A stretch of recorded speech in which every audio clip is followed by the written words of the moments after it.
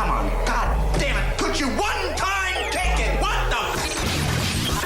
Alan Cox. Here we go. He'll ad-lib. He'll be fine. It's the Alan Cox Show on 100.7 WMMS.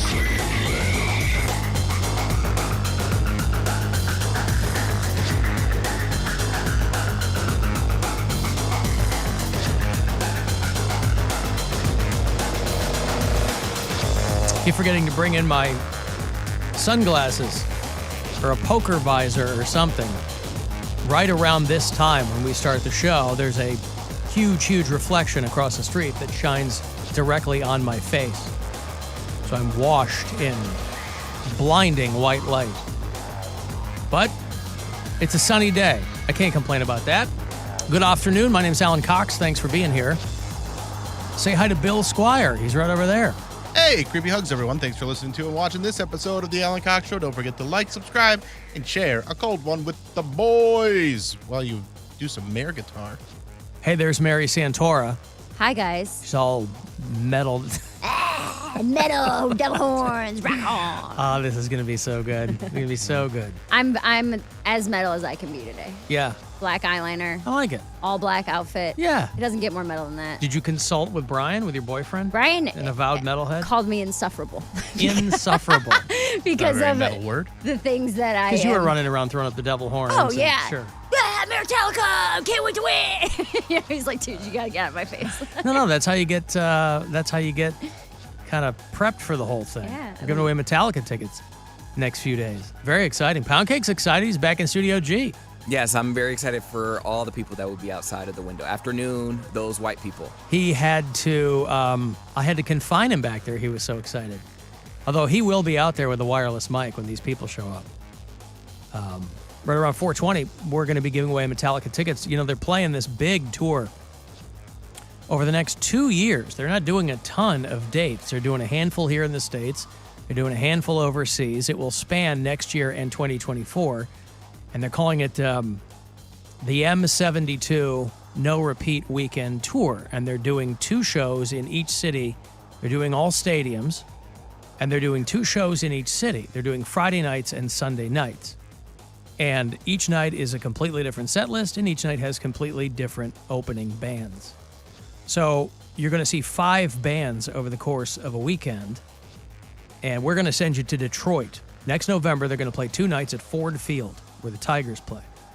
And if you want to see them, you'll be competing in air guitar against our own Mary Santora. You'll be playing air guitar. And I have, I've pulled a bunch of Metallica solos and riffs, and we're going to have people out there. And I'm going to be looking for, it's a pretty limited list of things that I'm looking for. I'm going to get 1 winner a day. Oh, for you these. have like your Well, yeah, I'm looking for flamboyance. Okay. I'm looking for not credentials. Remote. whatever technical acumen they might have. It is air guitar. Right. And I'm a drummer, but I still kind of know what I'm looking for and what I want. Did your guitar ever show up, by the way? Don't ask. I don't want to. Between you, I don't that, wanna and the comic books. I don't want to You had get. some Amy tough Acton time with, bobblehead. yeah. I don't want. I'm Stupid. going back to the mall for all my shopping from here on out, and so we're gonna have people up there at the window. Hopefully, you know, we did try this for Smashing Pumpkins a while back. Had a handful of people. Now I have a question. Metallica's a much bigger deal, obviously. My classical guitar training is mostly in the realm of video games. So do you think that Guitar will... Hero. Yes, Guitar Hero, which has 5 buttons Yeah. instead of strings. Do you think that will enhance or hinder my performance? I can't see how it could possibly hinder. Can we get a I mean, preview of what you... There's some manual dexterity Yeah. involved in that. And I have small hands, so I have to... The moving... I'm very dexterous. Wait, how does- We're going to How get does that go? so many good boomerangs off this. Do people How does still that go boomerang? again? Well, give me some guitar. I'm not just going to do it. Well, just I want to see the hand movement that you were just doing. You were just doing a hand movement that we found to be, that's what I'm talking about when I'm talking about, when I'm talking about technical acumen, that's what I'm looking for. Let me find some of my riffs here. Well, and no, we'll get a we little don't- taste. That's it. That's all I can give you. That's what you're going to be up against. Yeah. Good you luck, know? guys. You're not going to win. Guys and gals, listen, there are no shortage of female guitarists these days. Nita Strauss, Lita Ford, other names that rhyme with Ida, all kinds of things. Some very, very accomplished female guitarists. Moments ago, the car's already gone. There was like a Subaru Outback or something parked right in front here, and some dope is coming up on his skateboard. And boy, this dude almost wiped out into this car. It would have been so sweet. And he was like 32 years old, right? On a skateboard? Yeah, please. These guys are just hanging on to their childhood You for hate dear it life. so much. It's so unnecessary. Like, this is how I get around. How do you it's know he's not. 32? Well, he's not, not 10. young. There's a lot of 20-something If you're year olds over that 10. look 32. Huh? There's a lot of 20-something-year-olds that look like they could be 32. What, because he had facial hair or something? I don't know. I got a quick look at him, but I looked over my periphery because he was wobbling on his longboard, and somehow, I'll tell you what, somehow he saved himself from going splat up against the hood of this car. That's the only way I would know how to stop. That's how I do it with skates. Run right into a car. Yep. And that's why you are smart and you're not on them streets in a skateboard. You might be out in those streets, but you're not on a skateboard. There was all kinds of falling that happened this weekend. Oh my God. And Dude, not everybody avoids falling. This guy avoided falling. I took my first hard spill, I think, since I've been sober.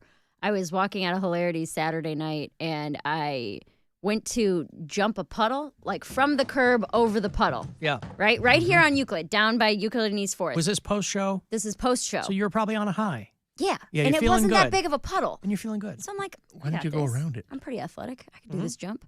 And I had my brand new $2,500 camera set up in one hand and my cell phone in the other, my purse, draped over me.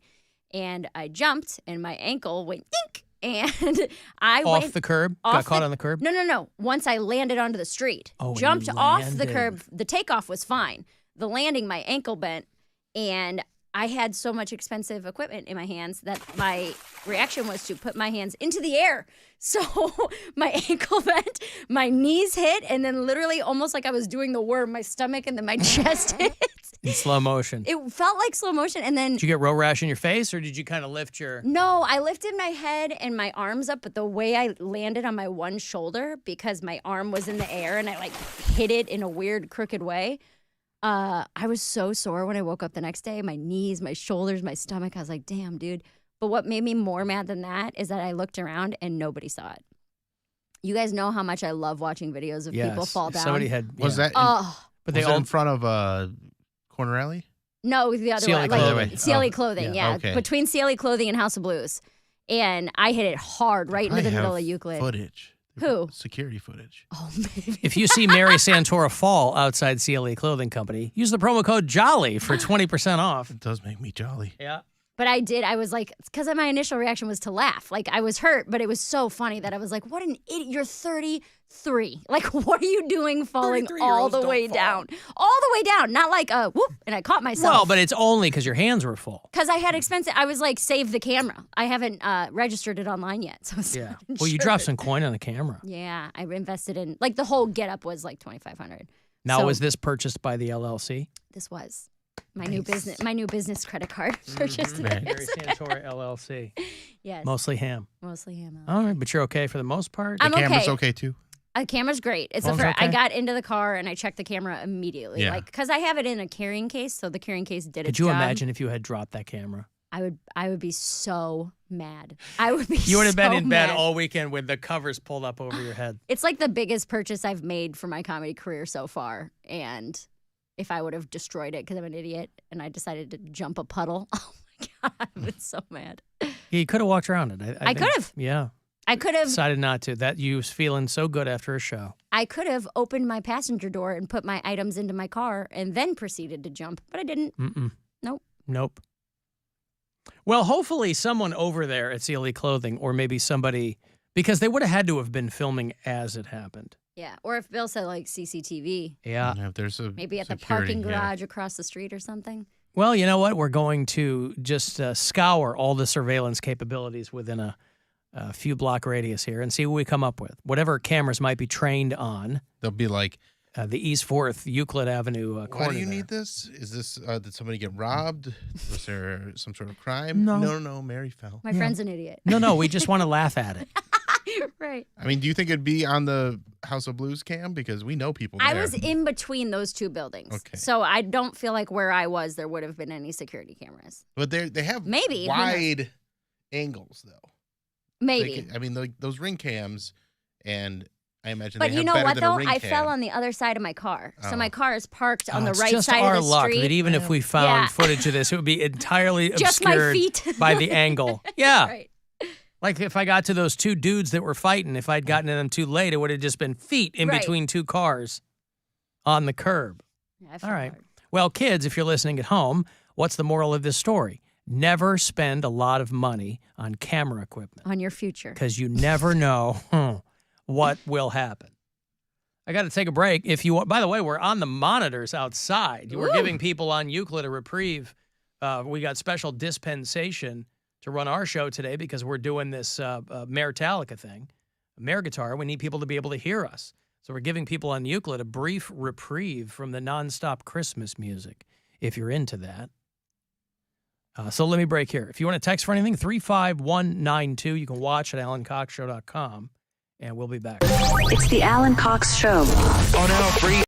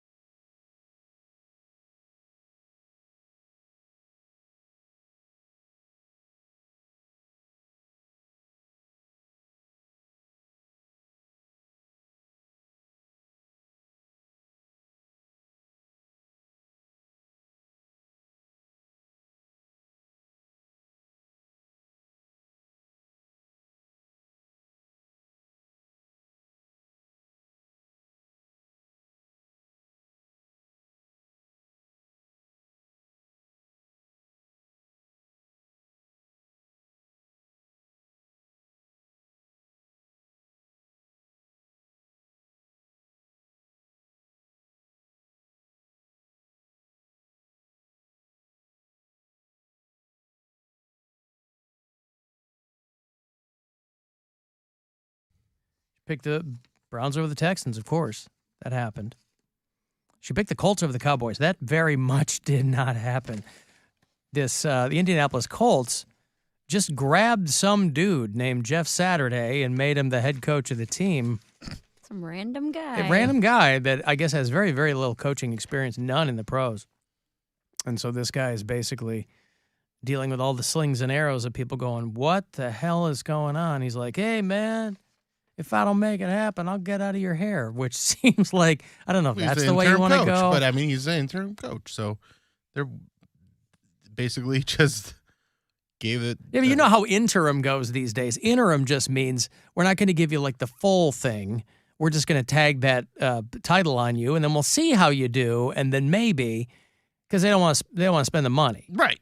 Anyway, 54-19 was that final there. The Dallas Cowboys just sodomized the Indianapolis Colts. So if you're a Colts fan, 54-19 is your final. The Commanders and Giants tied.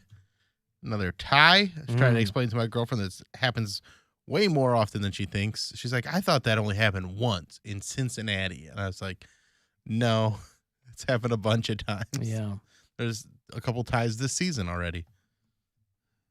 So we'll see what happens tonight. But so far, Terry the Goat is right now she's 5-4. So if the Saints win tonight, she'll be 6-4. That'd be a good week. If you are a Steelers fan, you're very happy with Kenny Pickett so far. Something happened that I really am. I'm not happy the guy got hurt.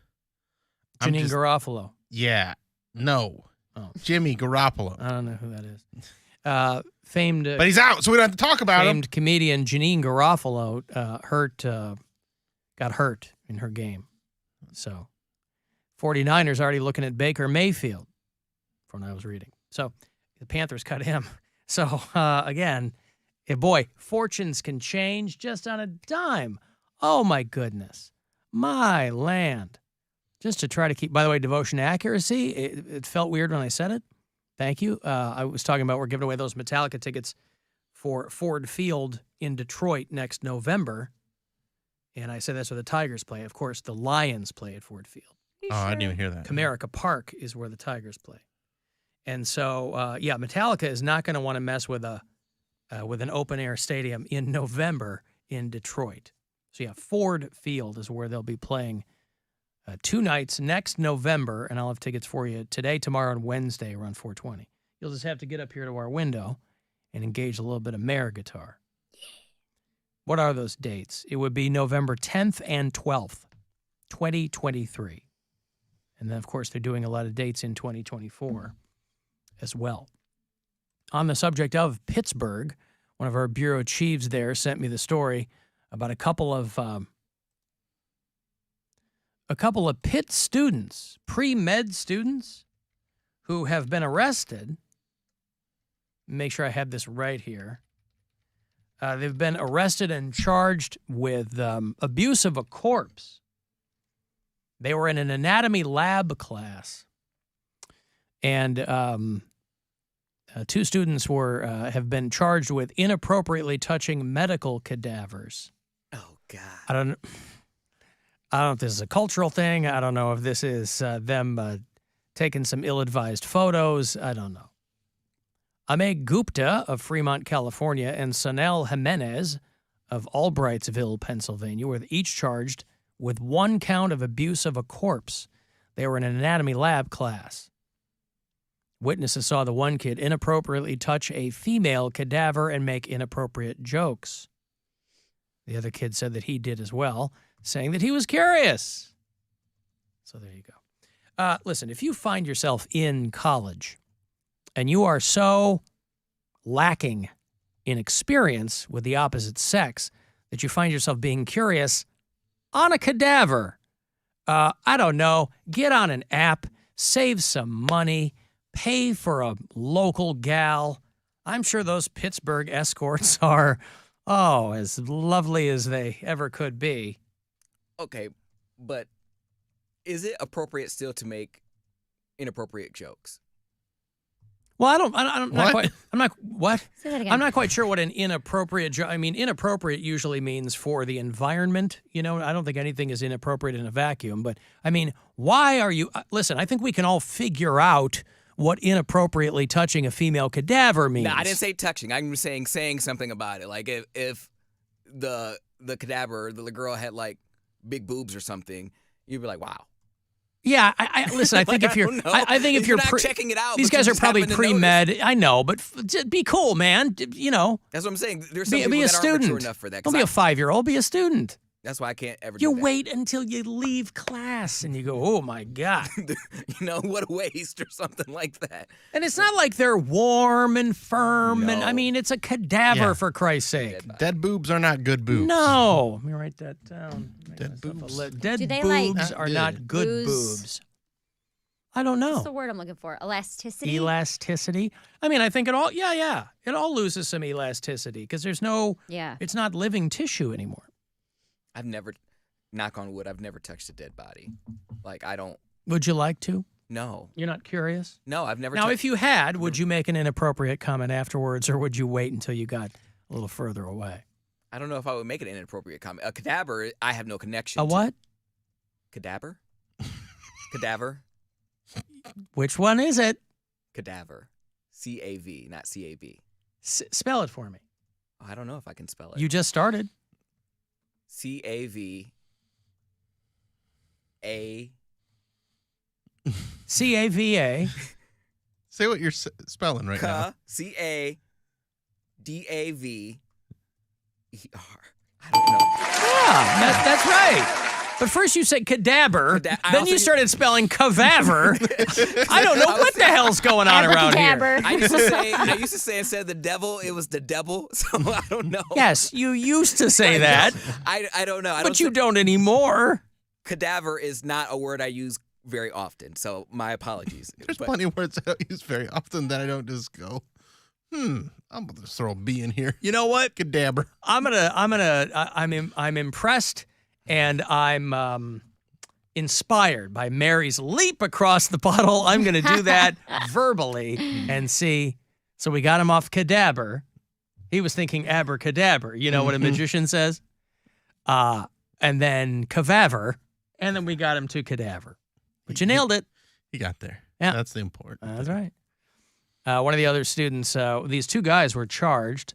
One of them also admitted to sticking his fingers inside a male cadaver's chest while making inappropriate comments. So these are young dudes. They're both 19, but I mean, they're probably maybe freshmen or sophomores or something, or I don't know. I don't know what level this class is. But boy, imagine that. I imagine You're these- in class. You're going to become a doctor because that's probably what your parents want. And you end up in court. You have a hearing. And it's not like these guys are going to go to jail. yeah, but I mean, it's gonna be hard getting a job if you have that on your record. Like they know you're the guys that can't be chill. around a dead hey, body. you're the guy. Hey, doctors are supposed to work with living people, not dead people. I think they'll be just fine. Well, they gotta, yeah, okay. Your Honor, I am planning on dealing with live people. I don't know anything about dead people. And frankly, I've never seen a naked woman. That's what I'm going with this, by the way. That these dudes, one of them at least, has never seen a naked woman. Now, I was a late bloomer. Listen, I wasn't doing anything until I was 17 or 18 years old, but I had seen breasts. And I was no cool guy. I was no catch. I mean, if you get to that point where you're a freshman or sophomore in college and you haven't even seen anything, There's a scene. homie. There's a scene in Bad Boys 2 where they're in a morgue and Martin Lawrence hides under a sheet with a dead body, and it's a lady that's got big fake boobs. Yep. And that's all I can think of in this moment and I was like, I don't even think that was very funny because it's still like They're dead boobs. they're dead boobs. And he's like, like the whole trope of guys being so bewildered by female breasts in movies is, I mean, it was played out in the 80s and that movie came out in the 2000s. Yeah, but it's not a trope that we are drawn to breasts. No, we are drawn to breasts. Yeah. but we aren't. But when I see breasts, I don't go. Hey, hey, You go, "Auga." I always think of the intro to the old show Quincy. There was a show in the 70s called Quincy. It was Jack Klugman. It's famous for an episode they did many, many years ago. Does anybody else think of this episode? I'm old. But it's when he's showing police officers, because he's a medical examiner, so he works with law enforcement in the city.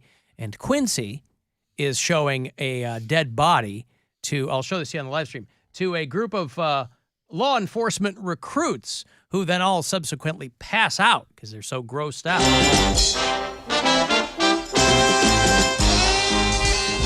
Gentlemen, we're about to enter the fascinating sphere of police work, the world of forensic medicine. And then he pulls back the sheet, whips out the bone saw, and of course he looks over and realizes that none of the officers are still vertical. They've all passed out. And of course, at the end, even though he's an old guy, by the time Quincy was on, Jack Klugman was most famous for The Odd Couple. But by the time Quincy was on, of course, even though he was an old guy, he still got the ladies. He was still not always inspecting dead bodies. Sometimes he was inspecting live ones. And live ones, too.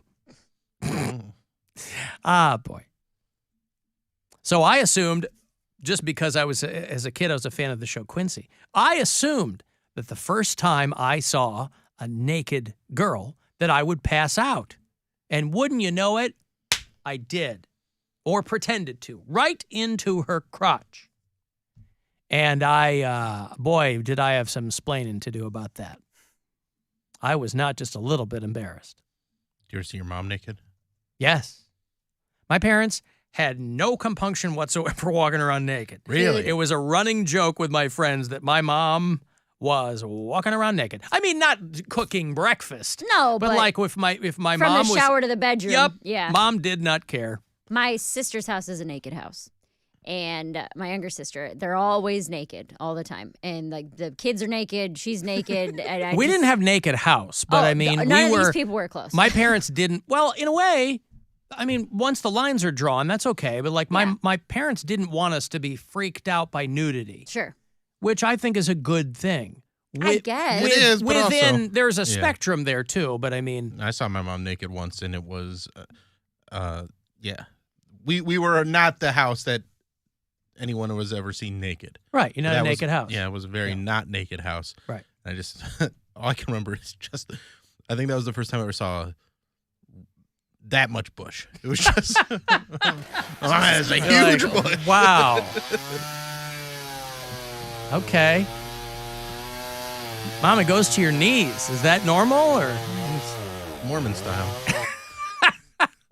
I was probably 6 or 7. Yeah. I was probably 7 because I think it happened. Maybe I was 6. I don't know. Remember? Yeah, I remember my mom on more than one occasion. And I was like, okay. Yeah. So you got used to seeing your mom's bush. I mean, I don't recall zeroing in on that. I mean, it was the 70s, so I imagine that it existed. I don't think my mom was rocking hardwood floors at any point. It just wasn't the style. But, not a big deal. But that's different than seeing your first naked girl. Right. Your mom, Right. your mom That doesn't count. I remember. You don't want to go, wow. You don't want to say that out loud, you know? You're the second naked girl I've seen. Me and my friend were playing basketball after school one time, and there was a girl hanging out, and we were all in like 7th grade, and she flashed her boobs at us, and it was the coolest day.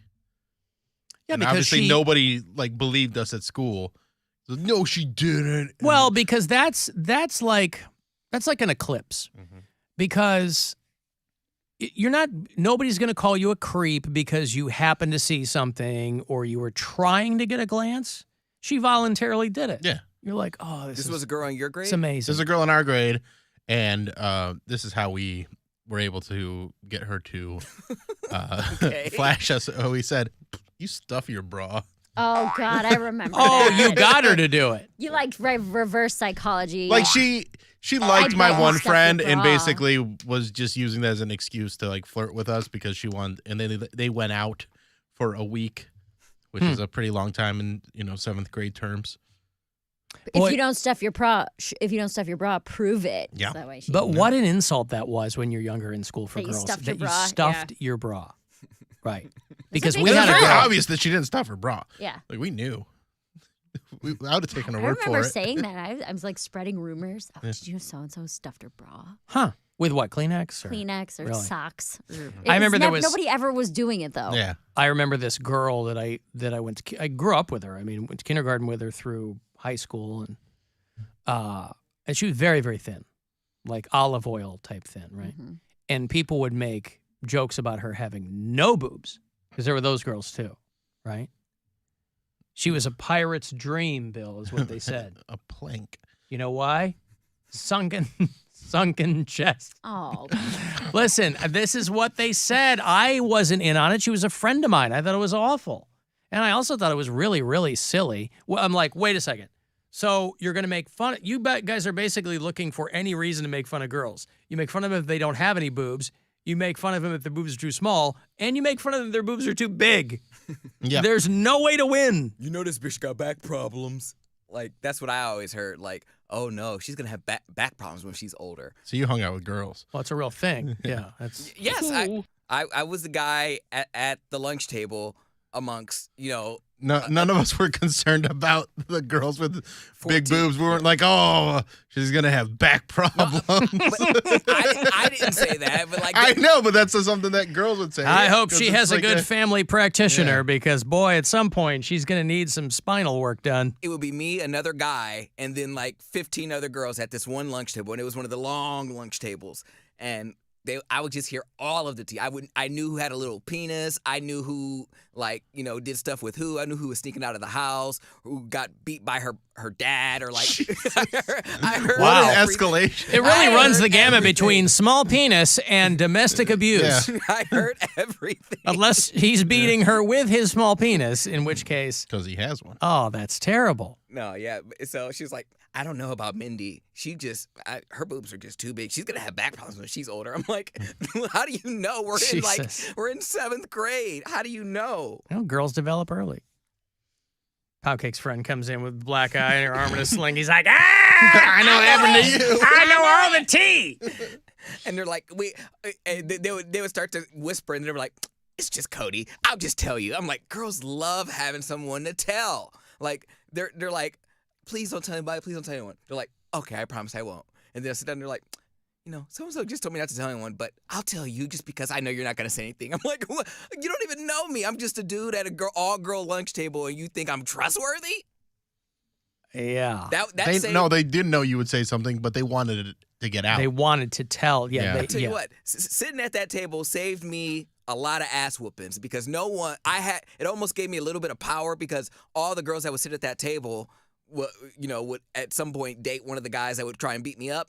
So they would save me. They're like, you better not touch Cody or I'm not going to do this. And they're like, all right, you saved today, buddy. I'm like, all right. It saved me. Poundcake was being protected by a cadre of young girls in school. Girls that were putting out. It would work He had to sometimes. surround himself with those girls so he'd have some dirt on the dudes. It would work sometimes, but other times the girls would be mad at me too because I didn't give up like the goods. You just couldn't win, could you? Because I had to You're between a rock and a hard place. I knew too many secrets and I wasn't giving up any, so they're like, we can't. Once word got out, they were gossiping about me. They're like, Cody's a big mouth. I'm like, oh, damn it. I'm being gossiped about. And Yep. what is that? You were hoisted what? By my own petard. cadaver. By his own cadaver. His own cadaver. Yeah. He was the John Dean of his junior high. He knew too much. I've got to take a break. If you want to text 35192, AlanCoxShow.com. It's where you can watch and you can listen anywhere on the iHeartRadio app. The Alan Cox Show. On 100.7 WMMS.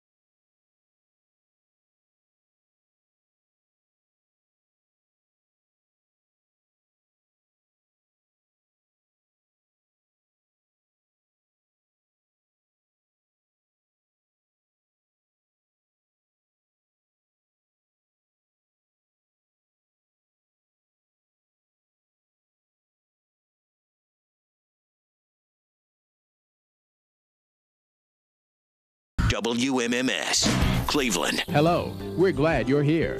If you need assistance or just have a question, our associates will be glad to help you anytime. Call the Alan Cox Show, 216-578-1007 or 1-800-348-1007.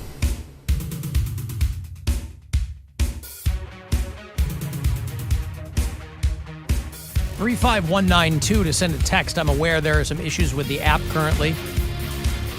I have fired it up the food chain, so we'll see what happens there. But if you're listening to us on the iHeartRadio app, you are not currently. So we'll work on that. Cavaliers win, lose? What did they do? They lost. Oh, the Cavs lost to the Knicks. The Knicks, yeah. I was reading again. Donovan Mitchell's homecoming, and I didn't know what they meant. Is he from New York? Yes. Okay. I think so. Because he didn't play for New York. No. Played for Utah. Anywho, Cavs lose 81-92 in New York against the Knicks. They're back here at home to play with LeBron and the Lakers tomorrow night, 7:30 is your tip-off here on MMS. If you cannot go a single evening without Cleveland sports, you can hear the Cleveland Charge versus the Windy City Bulls at the Wolstein Center tonight on NEO Sports Radio on the iHeartRadio app. Well, listen, maybe it'll be working for you later on. Nevertheless, Cavs tomorrow night here at home. Does LeBron still get a nice reception when he's in town? Yeah, I think so. I mean, it's mixed, but I think people show up specifically for him because he's still LeBron. And yeah. Even in a season like this? I mean, they're starting to get back on track. Okay. I think they're around 500. Anthony Davis is having monster games. He had like a 50-point game the other night. He had a 40-point game the game before that. They beat the Bucks on Friday, so they're starting to gel a little bit, those Lakers. Boy, people were really passing around that Steph Curry video. There's a video that went around of Steph Curry making 5 consecutive full-court shots. It was very clearly doctored. Yeah. But, boy, people, because they were like, hey, if there's anybody else, I would have thought twice. But still fun, you know. Yeah, if you're the guy who makes something like that and you pass it around, you make people feel good for a little while. Nothing wrong with that. You can be making people feel all right. We're going to have people up here at the window later on testing their air guitar skills against our own Mary Santora today. Who's all mellowed out. She's all ready. I'm really excited to see the turnout we get and just see people go head-to-head with Mary because I know how serious she takes this.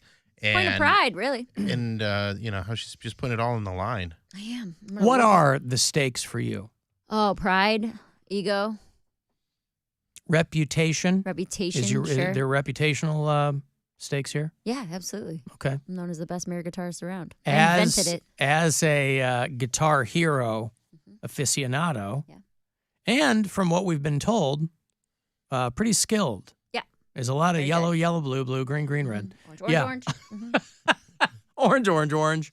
Yeah, so anyway, around 420, we'll hopefully have a considerable number of people up here at the window who want to. We'll have Poundcake out there so he can introduce us to people, and you'll be able to hear us. We're out in the monitors today instead of Christmas music. I think you were out on the monitors last time, and you were still pretty low. So I'm going to bring my headphones this time just in case I have to plug it in. Yes, I would like you to have your headphones.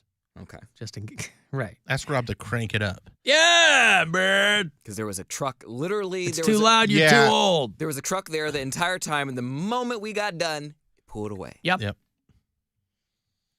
We'll see what weird thing happens today. But that's the fun of these things, is seeing how it can go all wrong. I was dropping my daughter off at school this morning, as I do each morning, and I'm drop her at the door, and I'm walking back, and there's other parents dropping their kids off, big line of cars.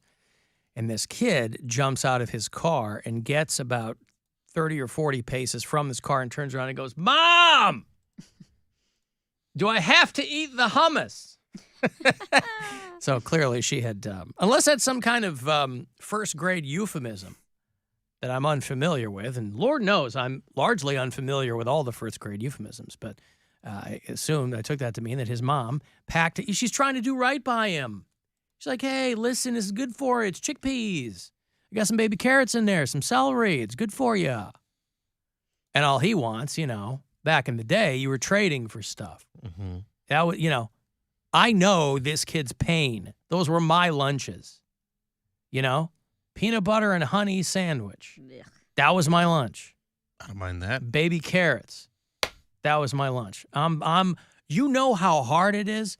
You want to know why I'm good at what I do? Because I had a childhood full of convincing people that baby carrots were an awesome trade for Twinkies. That's how I got that's my name. I'm Alec Baldwin in Glengarry, Glen Ross, for Christ's sake.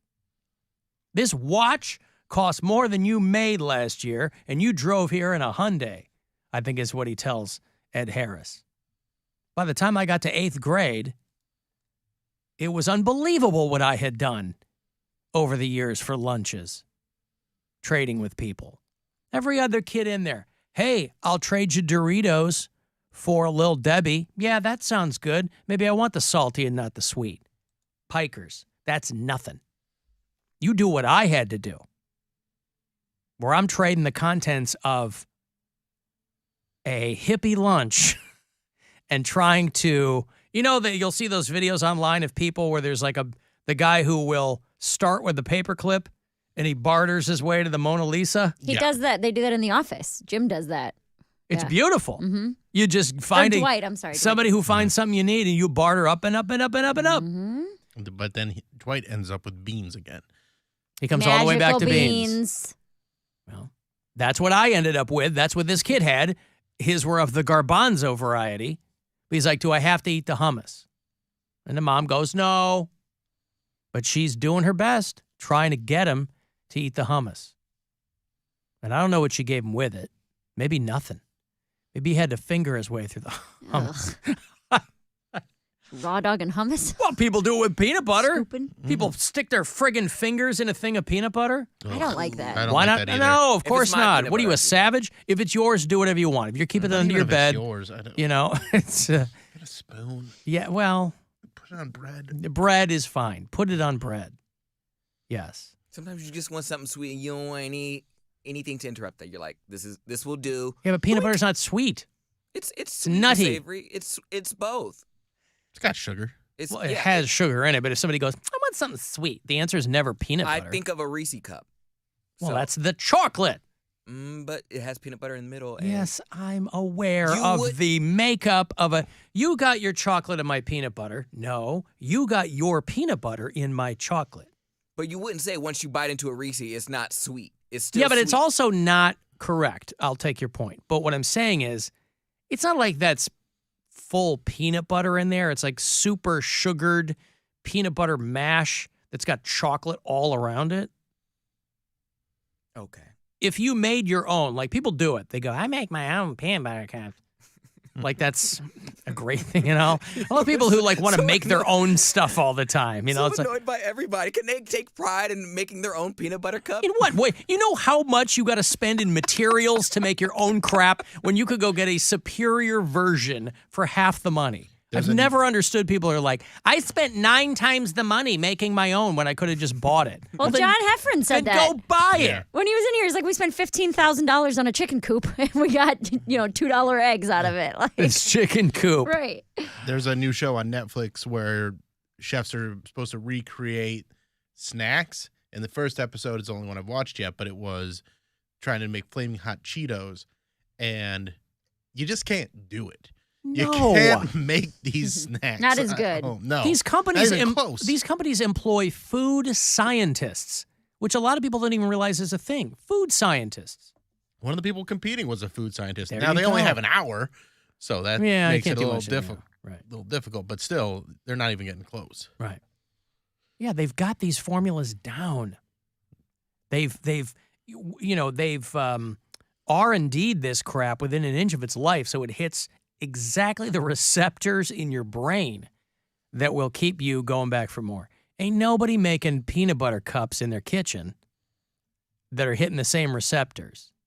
And you take a bite. I mean, you want to be nice. It's good. Because chocolate and peanut butter are never bad. But you're like, it's good. That's a flavor I don't but then care for. they got to ask you. They never leave well enough alone, people that make their own stuff. They never leave well enough alone. They got to ask you, is it as good? Oh, God. Why did you ask me that? I was ready. I took a bite, smiled, nodded. Mm-hmm. I was ready to just make my way and have enjoy the rest of my day. And you had to ask me. There's nothing I find more annoying than when someone's bragging about their family recipe and they don't understand that it is really just tied to their family, like their nostalgia. Because there's so many times, my mom, she makes the best sauce. You're never gonna. She works all day on it, and you have it, and you go, okay, it's okay, it's okay. No, it's the best. No, it's fine. It's okay sauce. Well, I do not doing the thing that you think it's doing. Yeah, but I do like that is preferable to eating something when you're grown up and the recipe doesn't hold up, and you go, wow, God, why did I eat so much of this as a kid? This is awful. When it holds up, you're like, oh, it's pretty good. Well, when it holds up, but even I'm talking. But you're about never going to agree with like else's, another family's. Yeah, their family recipe, their mom's sauce. And again, I'm not saying it's bad sauce, but it's not as good as they're building their mom up. They're saying the sauce is the best because they love their mom. I think their mom's just fine. So I'm not gonna lie about how good her sauce is. It's okay sauce. Yeah. Plus, mom can be pouring the sauce out of a jar when nobody's looking. Right. And Which then is not bad sauce. Let's Right. be honest. They do a good job with that out of the jar sauce. And when people were like, oh, it's better if you make it homemade. If you're really, really, really good at making sauce, it is. But a lot of times it's really watery and it sucks. Hey, do you He's like had some bad sauce. I've had some bad sauce. Do you like my mom's sauce? Well, it's really watery and it sucks. And I don't know how you don't know that. I know it's your mom. She's a lovely woman. But leave the sauce to the sauce professionals. Prego. I assume, grazie. I assume that is a thing. Sauce professionals. I think our buddy Steve Schmoller is a food scientist. These people know things. They're like Indiana Jones out there they're whipping foods out of trees and they're getting chased by giant boulders trying to get a tiny little herb. It's in the Amazon jungle. They're risking life and limb to make things taste amazing. I ain't eating your homemade peanut butter cups. Stop it. Stop. Why do I have to tell you this? Stop. I'll take Justin's over your homemade. I don't like the homemade peanut butter cups are never, the ratio's never right. The chocolate's always too sweet.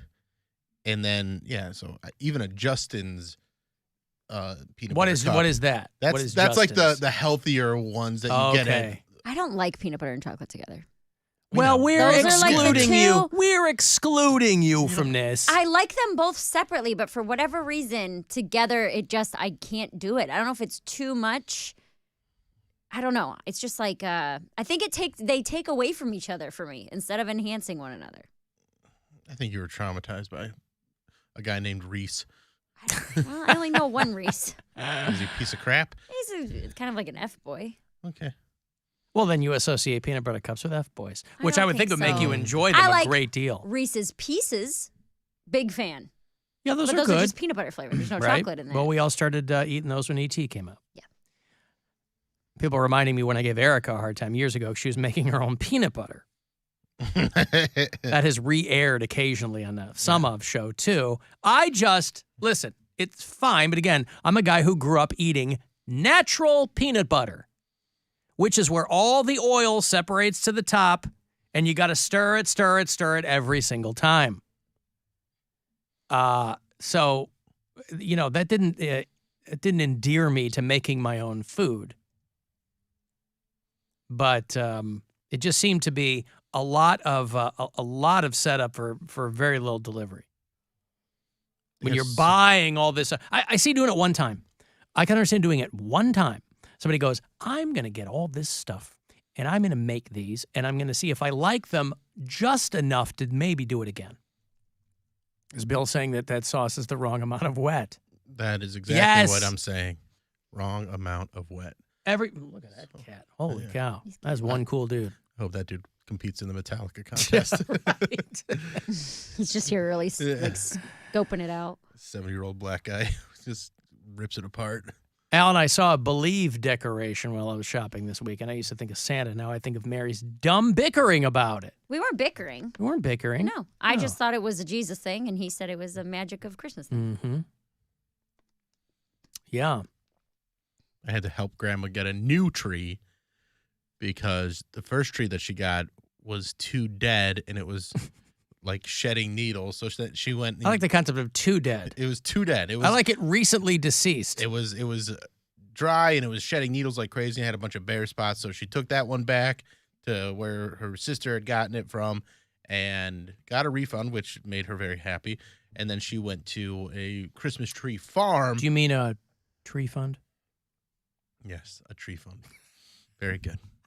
And she got this, and she went by herself, and she got the biggest tree. She's got to haul it up to the 10th floor. Well, no, she doesn't. I do. Oh, you do? Yeah. Oh, I see. She's like, Bill, like she couldn't get her Jeep door closed, so like they just had it tied down. And then I'm looking at this thing. I'm like, Grandma, this thing is gigantic, because it was taking up the whole place where her tree goes without having the net off it. Right. And then we got it set, and then it's like slowly like getting wider and wider. Like it's but it's just like real. But it's so gradual that like as it's like settling in, it is taking up an entire corner of her house. How did she? Is this what she wanted? She kept going on. She's like, see, this is why you can't do things by yourself, because you don't have a second opinion. And I didn't know. I just wanted to make sure it was really full and nice. And it smelled good. But it was hitting the ceiling. It was. You had to chop the top of the tree off? I had to break the top of it off because there was no room to even put a star on it.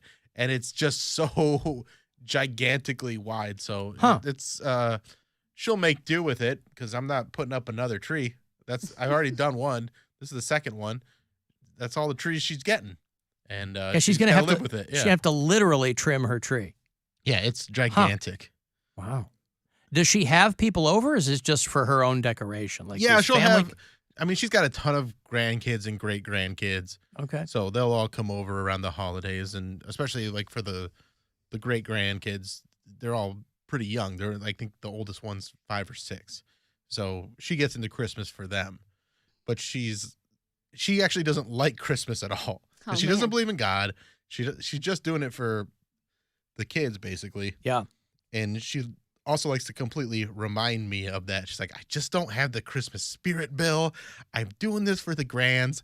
I just want to make sure that they have a nice festive Christmas. Well, that's nice. And it is, but it's hilarious how she's just like, I'm like, well, it seems like you are doing it for the right reasons, but let's work on that Christmas spirit a little bit. And she's like, because it's just, I hate the shopping and spending all the money. That all sucks. Yeah. Nobody likes that. Yeah. But what I've discovered she doesn't understand that her distaste for all that is what puts me in the Christmas spirit, because I think it's so funny. That makes you happy. Yeah. Listening to Grandma complain for whatever reason cracks me up. Yeah. Because it's just, she's so adorable about it. That's your holiday spirit. Yes. It wouldn't be Christmas without it. What I've done, I finally got the lights on our house yesterday, which is a very daunting task. It's not easy. Takes a bit of time. What I've decided to do is, I've done this the last couple of years, is when I take them off the house at the end of the holiday season, I throw them all away. I just rebuy lights every year. And it's so much easier than trying to figure out why this one doesn't light up. This one does. Yeah. I throw them all away. It's not like I take them down. Expensive. But we got the tree up and the lights and the thing. What I've decided or come to realize is I really like the Christmas motif. I really like the twinkly lights and the candles and the smells and that stuff's great. Yeah. All the other stuff sucks.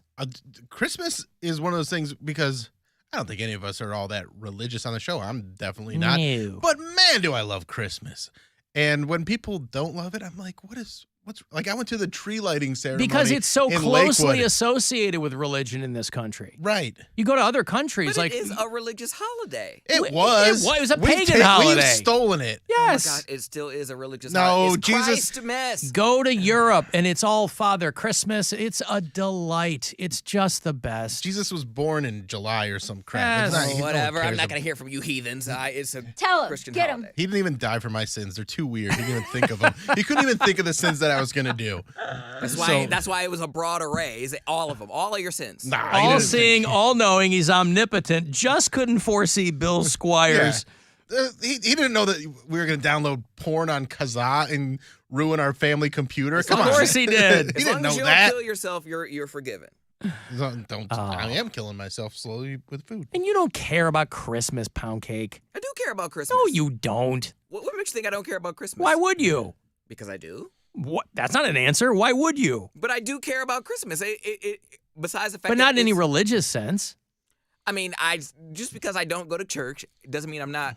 I guess I'm not religious. I'm more spiritual. Oh, my I am God. a Christ follower. I'm sick of you. Yeah, and it is a religious holiday. That's fine. Stop taking Christ out of Christmas. Oh, right, God. well. Xmas all day long. There's also Reason the for guy the that season. said there's 30 days of Christmas last week. Did I say that? I don't remember On saying the that. 30th day of 'Cause- Christmas. You said, I can't remember what it was, but you said 30 is something. Yeah. I don't remember that. Well, Jesus Christ is his favorite cadaver. He's a cadaver no more. He No was one can born find again. him. More of an Exactly. Easter thing, but Yeah. still. He moved that big ass rock, and no one can find him. So I don't want to hear it. Nobody could find. Yeah, nobody saw him ever after that. Nobody could find him. I got to take a break. I'll have Babylon is a film that's going to be opening. It's got Brad Pitt, it's got Margot Robbie. And we're going to do an advanced screening of it. A lot of talk around this movie. So if you want to see that film, we're going to do a screening on, you get passes to see it. Okay, well, it's out a couple days before Christmas. So we'll do that coming back. If you want to get to the movies, 35192 if you want to text. This is the Alan Cox Show. Everywhere on our free iHeartRadio app or whatever smart device you have. Just tell it to play the Alan Cox Show.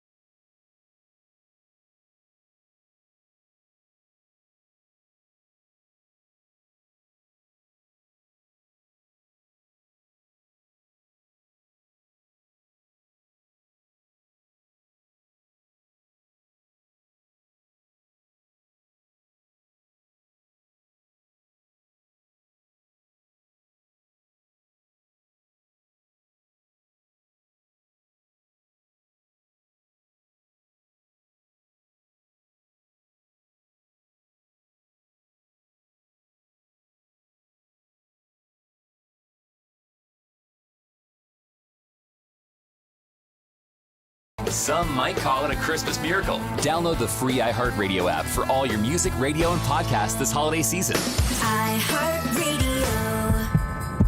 It's time to give. Hey, time to give stuff away. All right, there's a brand new film called Babylon from Damien Chazelle, the guy behind La La Land and Whiplash. It's an original epic set in 1920s Los Angeles. You got Brad Pitt, Margot Robbie, a whole bunch of other people. Big, huge cast in this. If you like that kind of roaring 20s type stuff, unbridled decadence and depravity in early Hollywood, sign me up. It's in theaters starting December the 23rd. Maybe you want to get out of the house for a bit over Christmas. Pair of passes to see Babylon right now. Caller 10, good luck. 216-578-1007 or 800-348-1007. Let's not pretend any of this makes sense. I don't understand any of this. It's the Alan Cox Show On the Buzzard. WMMS. We got Metallica tickets today, tomorrow, Wednesday. You're going to play some Mare guitar around 420 up here at our window. Metallica announced at M72. No repeat weekend tour. And we're going to send you to Detroit. They do 2 nights in every city they're going to play. 2 nights, 2 completely different set lists, and 2 completely different sets of opening bands. So Ford Field in Detroit, Friday night, November the 10th with Pantera and Mammoth WVH. It's Wolfie Van Halen. And then Sunday night, November the 12th with Five Finger Death Punch and Ice Nine Kills. And we will also throw you a $100 Circle K gas card for that trip to the Motor City. So there's another chance for you to win at WMMS.com if you can't get up to our window here. But we're going to be playing Mare guitar today, tomorrow, and Wednesday for these tickets. I paid $3.10 for gas this morning. Hacha, hacha. Nice. It's like $2.89 by me. Even better. Yeah. Even better. Very nice. So we'll do that at 420 today, tomorrow, and Wednesday. I'm not saying all week because we're not doing it all week. But again, if you strike out with me, you can go to WMMS.com and there'll be another pair of tickets there for you too. So 2 nights, 2 different sets, 2 opening acts in the round at the 50-yard line at Ford Field.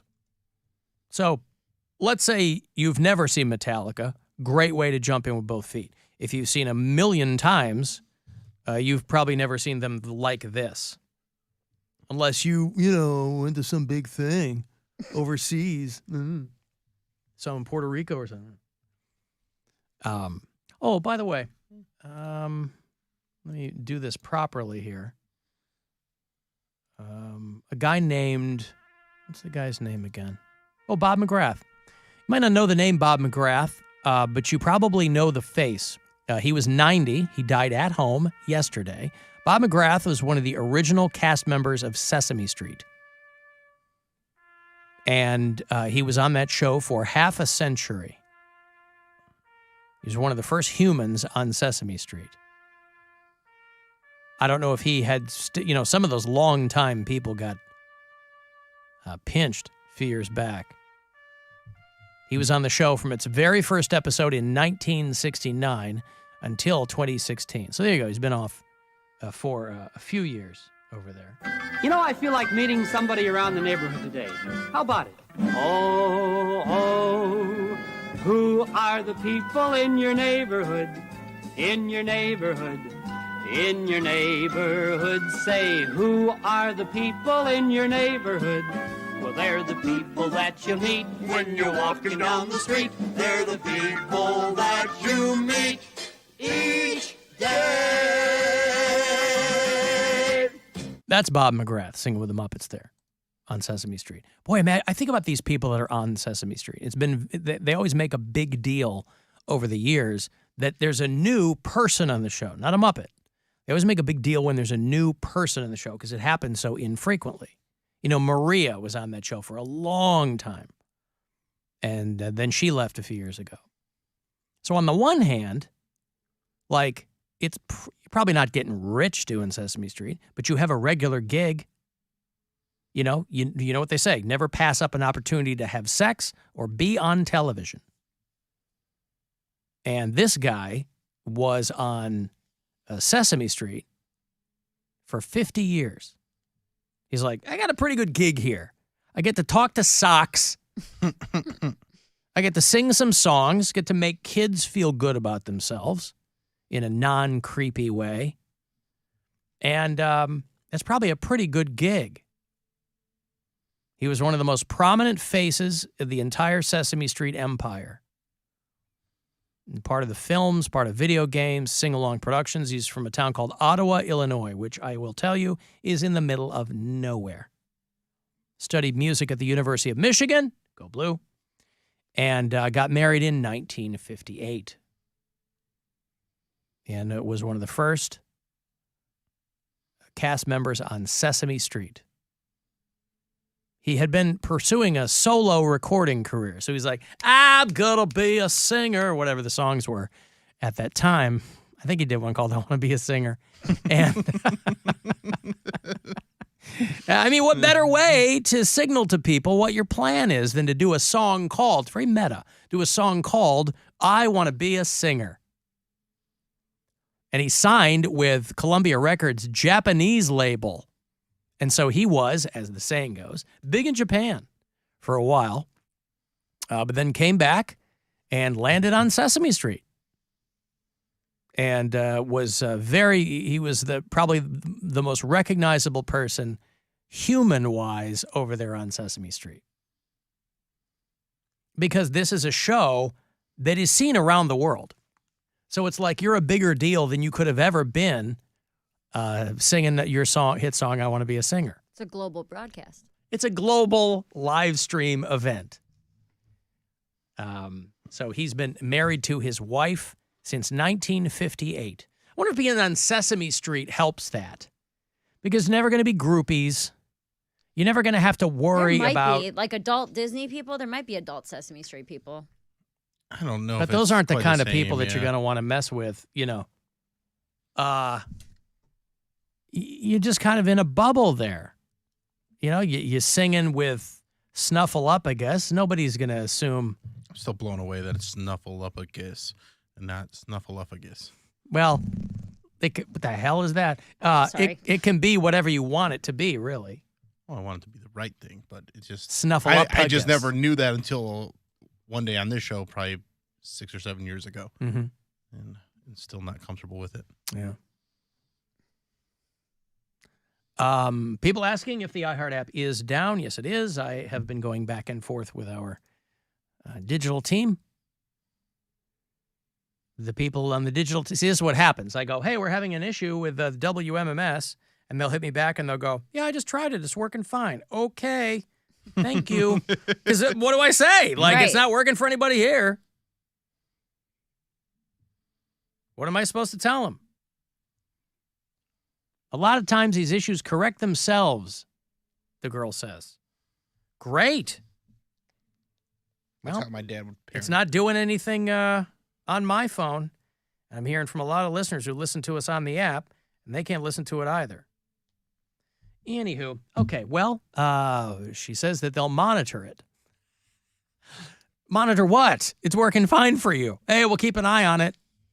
Okay, thank you.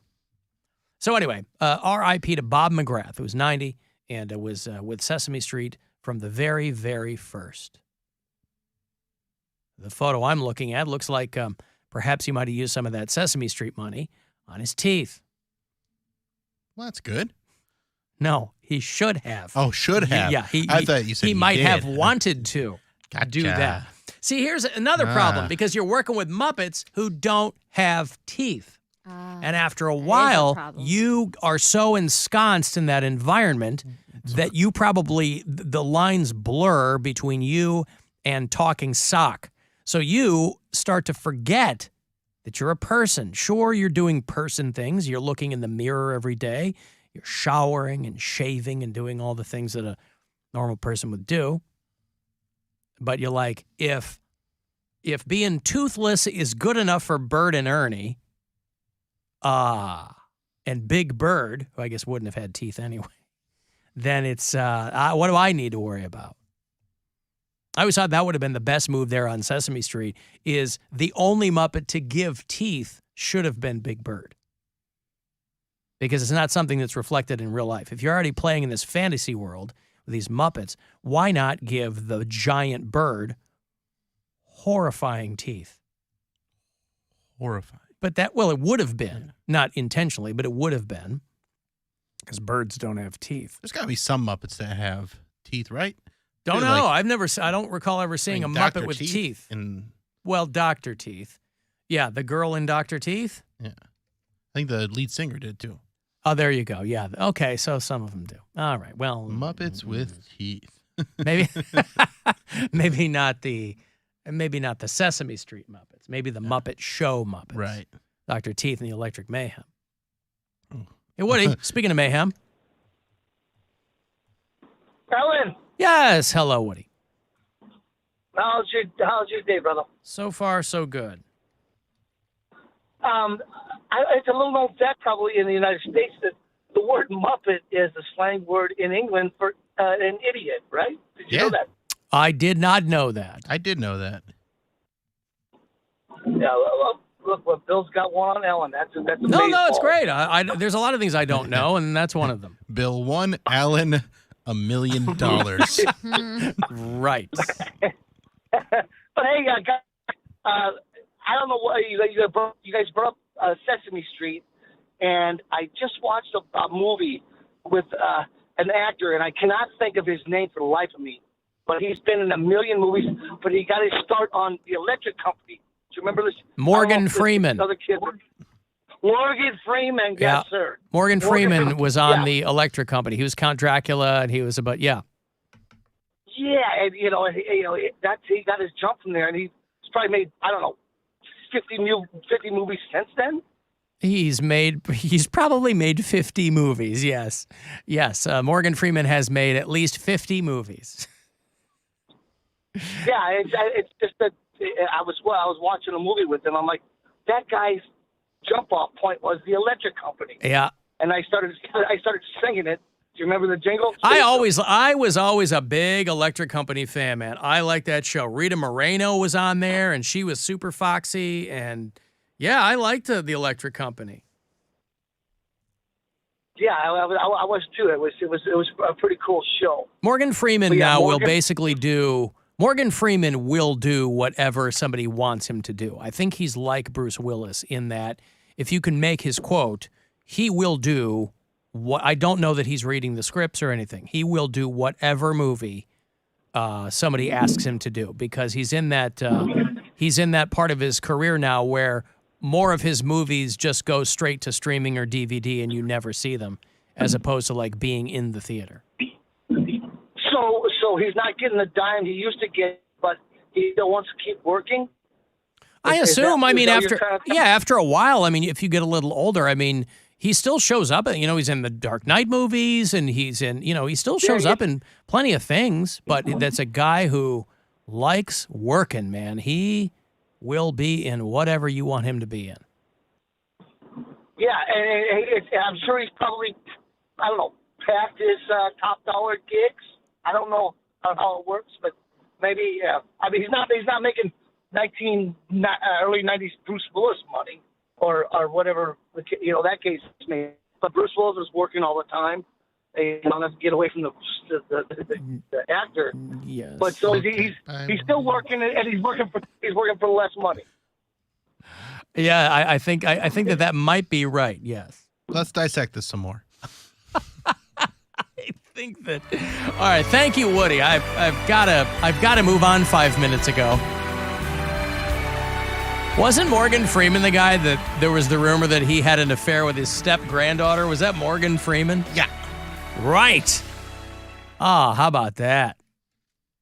When you've done everything you want to do, things are going to get weird because you're going to start looking for stuff that nobody has any experience with.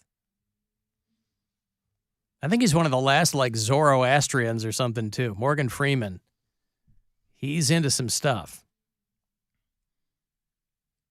So yeah, like his step-granddaughter, he and his But then again, I mean, it No makes blood. it makes for a salacious headline, but what's the problem?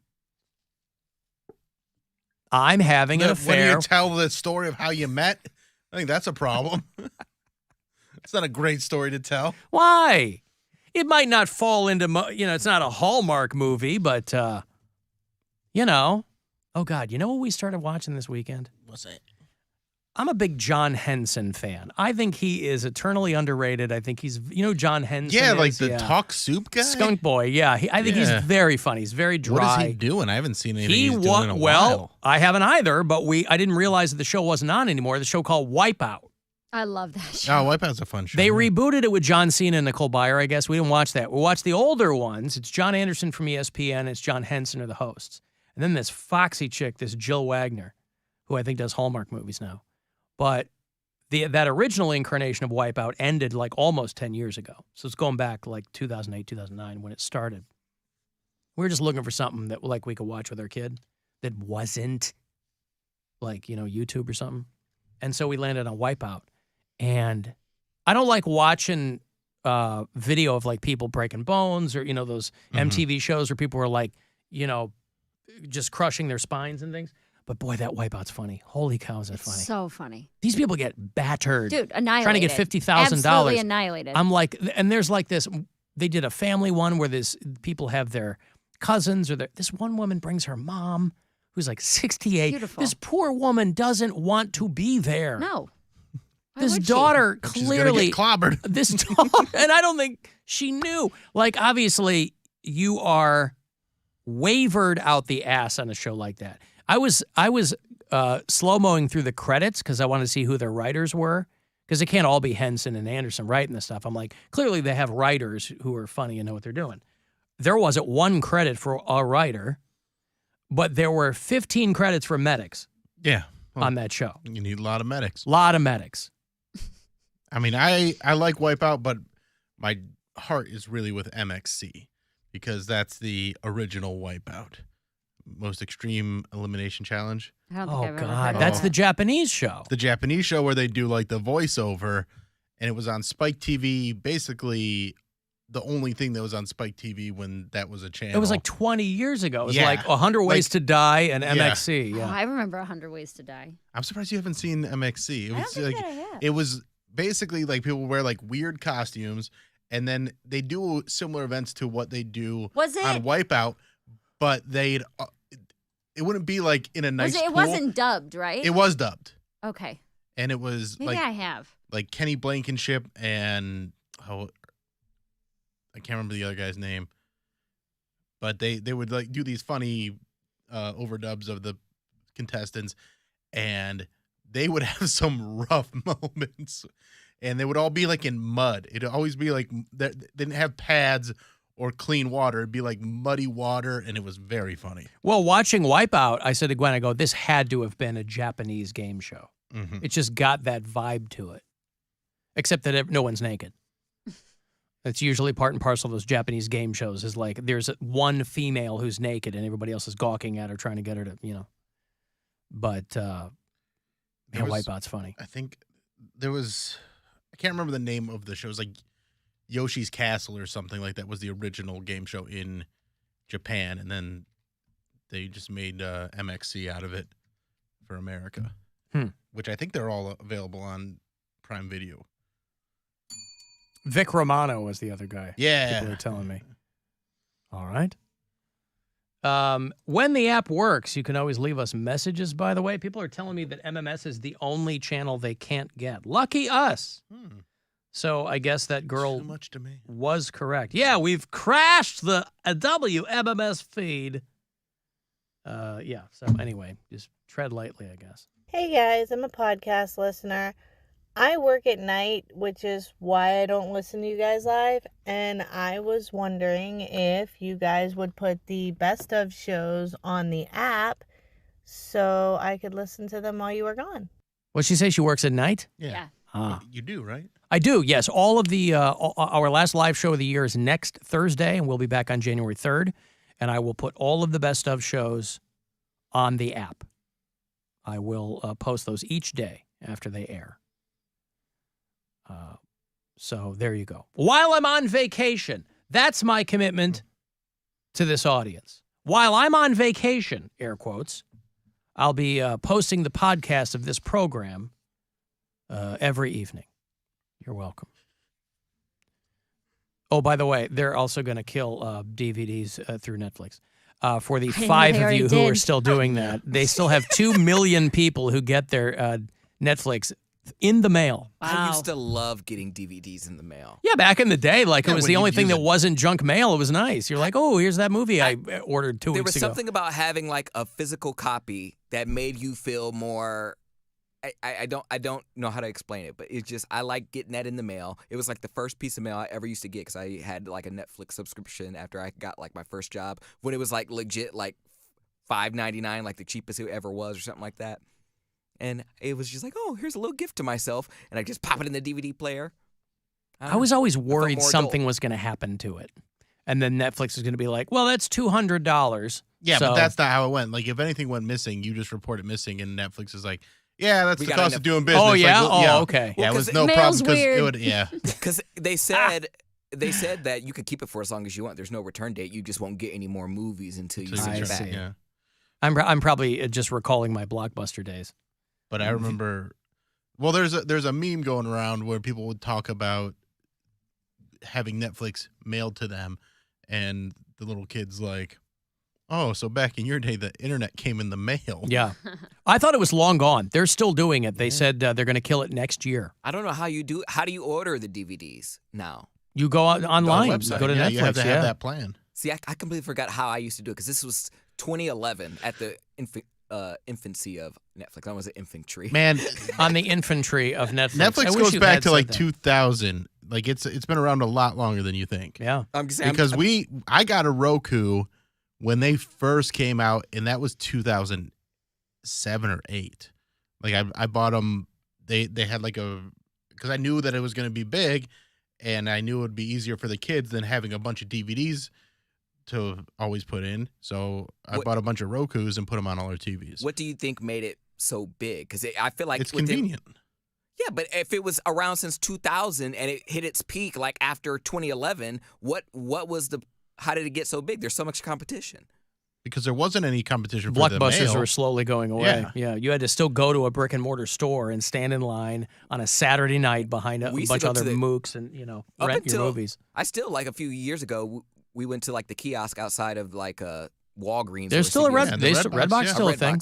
Yeah, those are still around. A lot of people go to those still. I like when I'm on a trip or something, like staying in a cabin and they don't have streaming and you have to use DVDs. It's kind of fun to be in that situation and you go to the Redbox and find something to watch. That's really roughing it when you're in a cabin. Yeah. It's just a DVD When player. I moved and I had 4 boxes of DVDs, everyone called me a psycho. Yes, you're a psycho.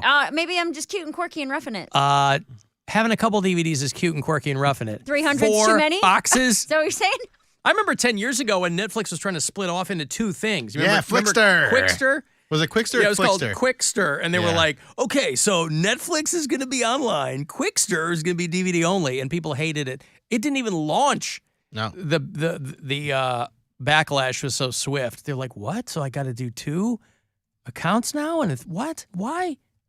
But I guess they're going to kill the DVDs next year. So for those of you, I mean, worldwide, it's 2 million people. So not a lot of people, but you're going to want to get your affairs in order if you're a big Netflix DVD recipient. I got a break. You want to text 35192, AlanCoxShow.com to watch, and we'll be back. The Alan Cox Show on 100.7.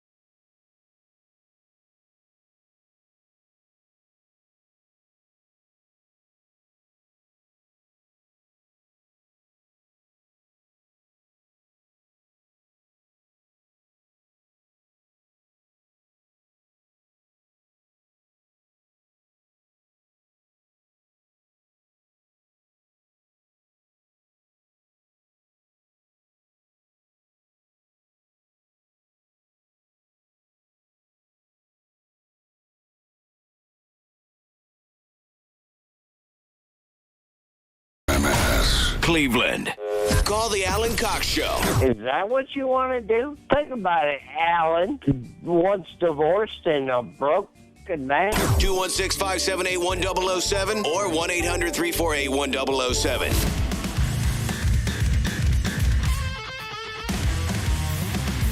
35192. Send me a text if you like. AlanCoxShow.com. You watch live, do it there. Thank you so much to Jimmy Capmeadow, who's helping out in the video department. That name sounds downright common. Jimmy Capmeadow? Jimmy Capmeadow. Right? I guess once in a while, I'm so used to the people who assist us in the video department having strange names. Mm-hmm. I come around a corner, I wasn't expecting to run into Jimmy Capmeadow. Oh, there he is. There he Jimmy is. Capmeadow. Nevertheless, thanks. Cavaliers are off tonight. They lose last night in New York. And you know, the bummer of that is when you lose, you have to go out in New York. Anyway, 92-81 was the final there. Knicks over the Cavs. They will get a crack at LeBron and the Los Angeles Lakers tomorrow night, 7:30, here at home. So 7 o'clock is when that pregame will begin. They'll play Sacramento Kings on Friday night here at home as well. Still plenty of basketball to be played with your Cleveland Cavaliers, who are 15-9. No slouch. They're third in the East. That's pretty good. Pretty good. So hashtag let them know that you're out there supporting them. We have so many good players. I forget that we have guys that were on other teams recently. I forgot that we have Karis LeVert. Yep. Sure do. If you listen to us on iHeartRadio, when it works, and you do it from out of state, tell me where. I'd like to know where people are. I heard from Emily, who listens in the lovely town of Kalamazoo, Michigan, my former home. I heard from Ken, who lives in Vincennes, Indiana. Mark's in Cape Coral, Florida. Paul's in Ogden, Utah. And Brandon and Alex are bureau chiefs in a town called Davenport, Florida. And you can forget about the cocaine bear because Davenport, Florida is being terrorized by an avocado bear. Oh, boy. Now, I don't know if it has a similar effect. You've seen the trailer for this movie Cocaine Bear that's coming out. And they're turning it into like this just bananas wild comedy. I think Elizabeth Banks directed it. But it's based on a true story. An airplane that was trafficking drugs spilled an entire, like lots and lots of bricks of coke in like the forest. I don't know if it's in the Pacific Northwest or where it was, and a bear got to it and ate it. So they've turned that story into a coked up bear just ripping its way through the forest, and it's got an all-star cast, and it looks like it will probably deserve an Oscar. And so now all these articles are being written about what would happen if a bear actually did have all that cocaine. And I don't care about that. I want to know what's going on with the avocado bear.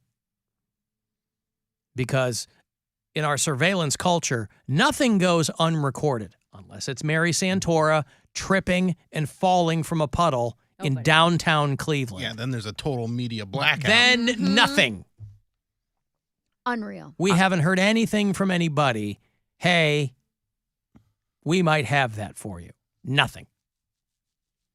But the avocado bear in Davenport, Florida, is running around eating everybody's avocados. I don't know what that does. It probably makes their coat super shiny, right? Yeah, got all those fats. They healthy like salmon. fats. Oh, all those good oils. A lot of neighborhood trees down Davenport, Florida way. Probably not taking the peel off, though. Probably going to get what about messed up by the pit. Yeah. Eating them whole. Yeah.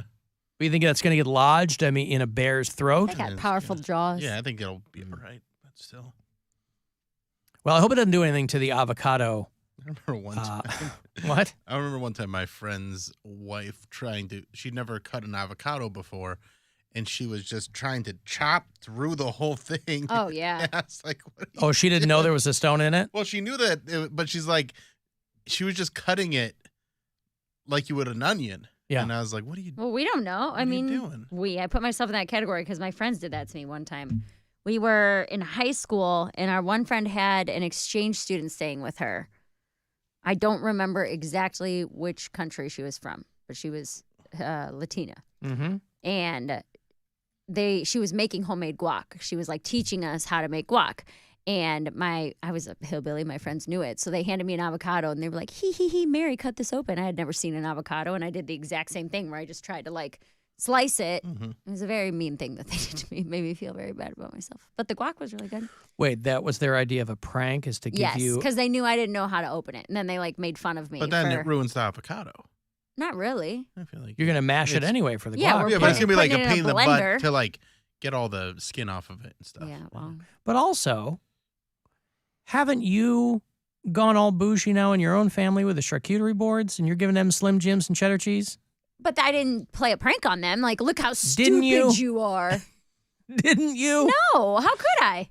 I think it's a very low-key prank. It's not a prank. Introducing them to cheese that is not pepper jack or Colby jack. Slices of American. Right. Well, Poundcake's the guac slut. I hope this doesn't affect his life at all. I haven't had He's the one who loves it. I do love it. I just haven't had it in a minute. Guac slut. Why not? I just kind of left it out when I went grocery shopping, and there's certain things I'm just like cutting out now. I still love it. I had it at taco night, but I don't actively buy it because I eat it in excess. So I don't necessarily need Eat it in what? excess. He said access. He did, and then he comes back and says that I can't figure you out.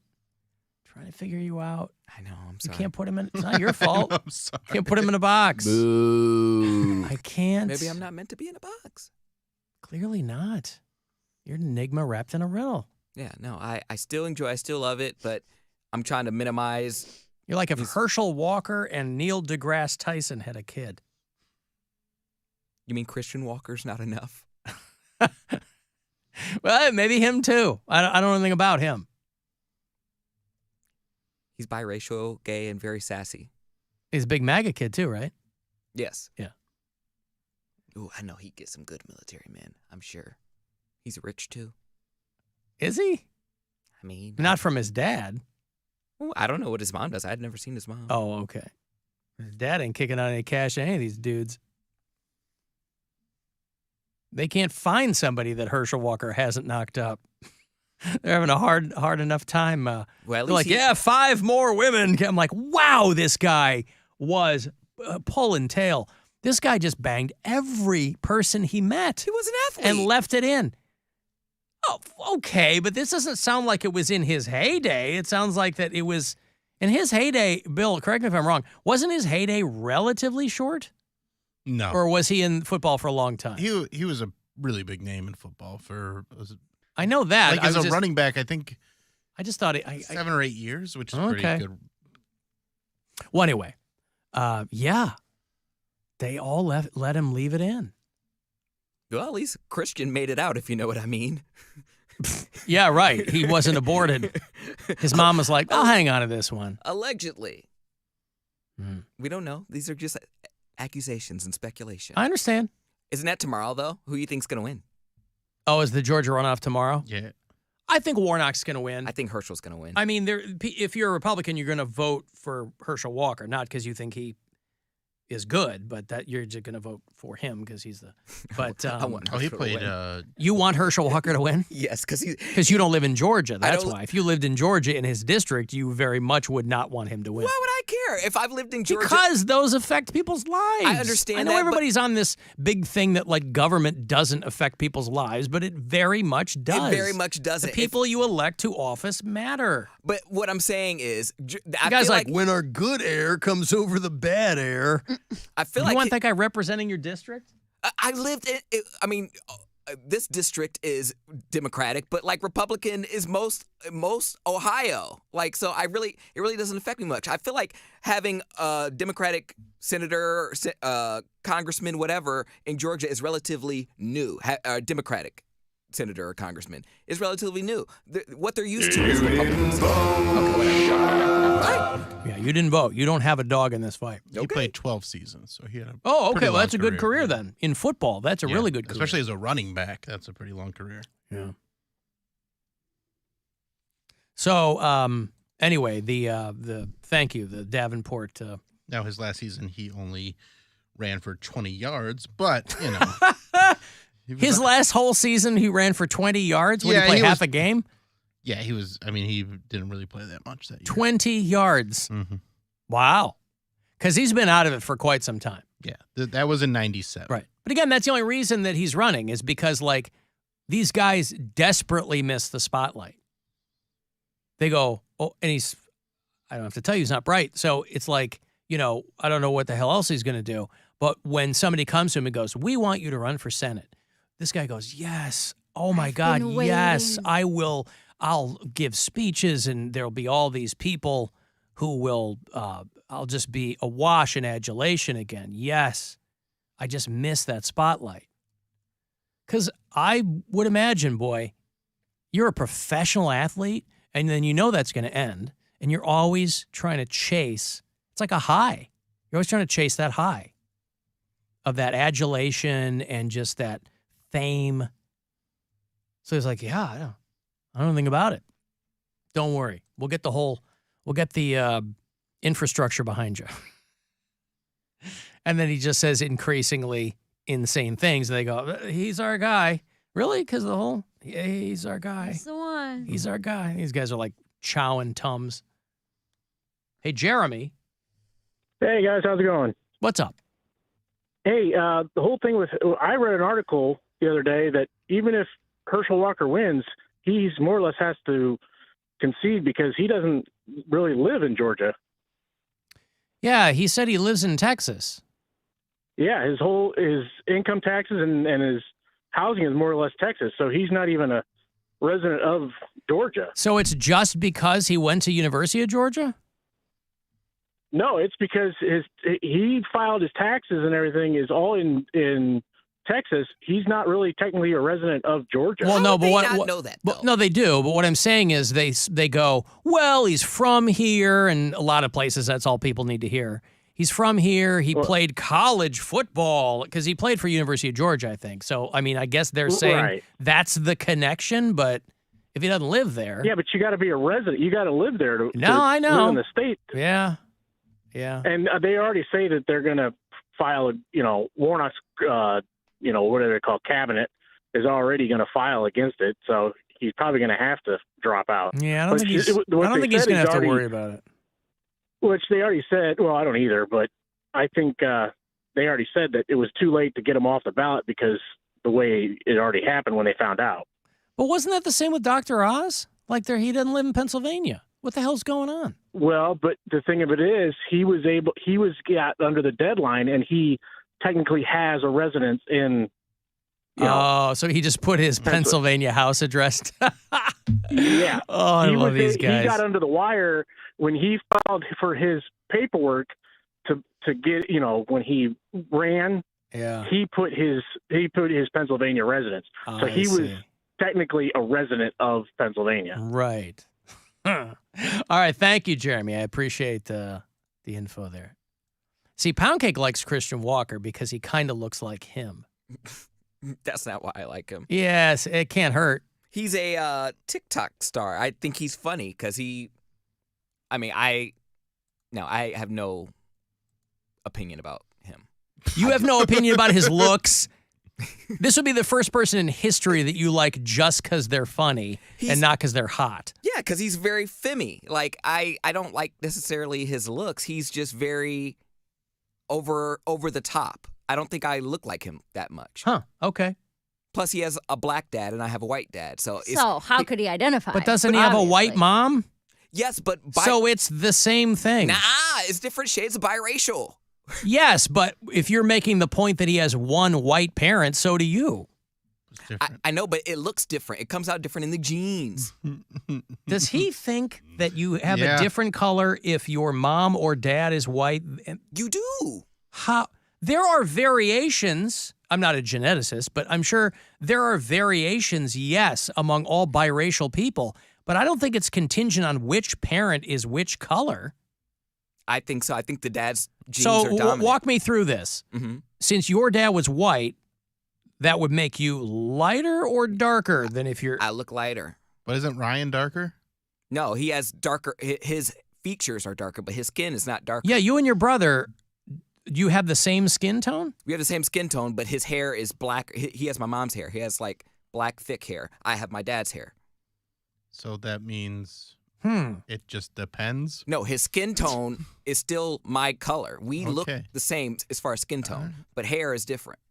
Meghan Markle, she has a black mom and a white dad. She looks like my complexion. Herschel Walker, he has a black dad and a white mom. Right, I and think, Zendaya, but I would need a geneticist to tell me if you're full of crap. I think, obviously, there are just variations among biracial people, but I don't think it the hardest is because... Steph Curry's got a white or a black dad and a white mom, and he's very light skinned. You can. I'm not saying he's not very light skinned, but the skin tone looks different. The shade is just it looks different. I can That's just tell. not. That's not just a natural variation among biracial people. What do you mean a natural variation? Well, not everybody is going to come out the same color, Exact but I don't color. know that that's got to do with which parent is which color. I think the dad's genes are dominant. So I feel like if Well, your dad maybe is he's whiter, onto something because like He you're. could be. I don't. Well, I'm just. I'm only saying because like they say that you get your like hair from your mom's side, like if you bald or you have thin hair or whatever. So maybe it's your mom's dad's side. Yeah. So what I'm saying is maybe it's like also the same thing with skin tone. I don't know. That it's comes from one or the other. Logic the rapper has a black dad. He's pretty white. Yeah, a dude looks like Jonah Hill. He might have a biracial dad. That's different. Oh boy. But I'm saying because Okay, he's only a all quarter right. black. All right. The hardest time I've ever had to like the only time I haven't been able to like decipher who's who is when you have two biracial parents. If you have two biracial parents and Then it's all gone to hell. it's hard to You'll never decide. know. But like there was a guy that used to work at the old cafe, and I'm like, "You're biracial, aren't you?" He said, "Yeah." I said, "Your dad black, isn't he?" He said, "Yeah, he is." And I was like, "Your mom's white?" He said, "Yeah." And I could just tell the features look different. It's a different shade of biracial. We're not all the same. No, don't that's think my you're all- point. yeah. You're not all the same. I just don't think it has to do with which color which parent is. I think it is. I think it does. All right. But Herschel Walker's funny. Yeah, he's funny. You mean his kid? I mean, yeah. I mean, Herschel Walker is hilarious, but you're talking about his kid.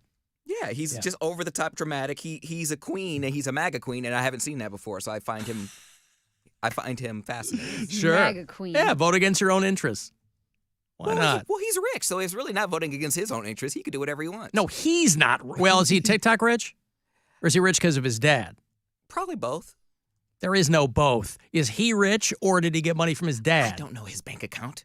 But You he's- know he's- everything We know else about him. everybody's bank Who account. else am I going to ask? I don't know. You said he's rich. If he comes from a rich parent, I associate that he probably has a trust fund somewhere. You know, not all rich people are Yes, they do. establishing trust funds for their kids, Yes, they do. right? They absolutely do. Devotion to accuracy. I was told that Steph Curry's both his parents are black, but his mom's just very light skinned. Skinted. Light skinted. Yeah.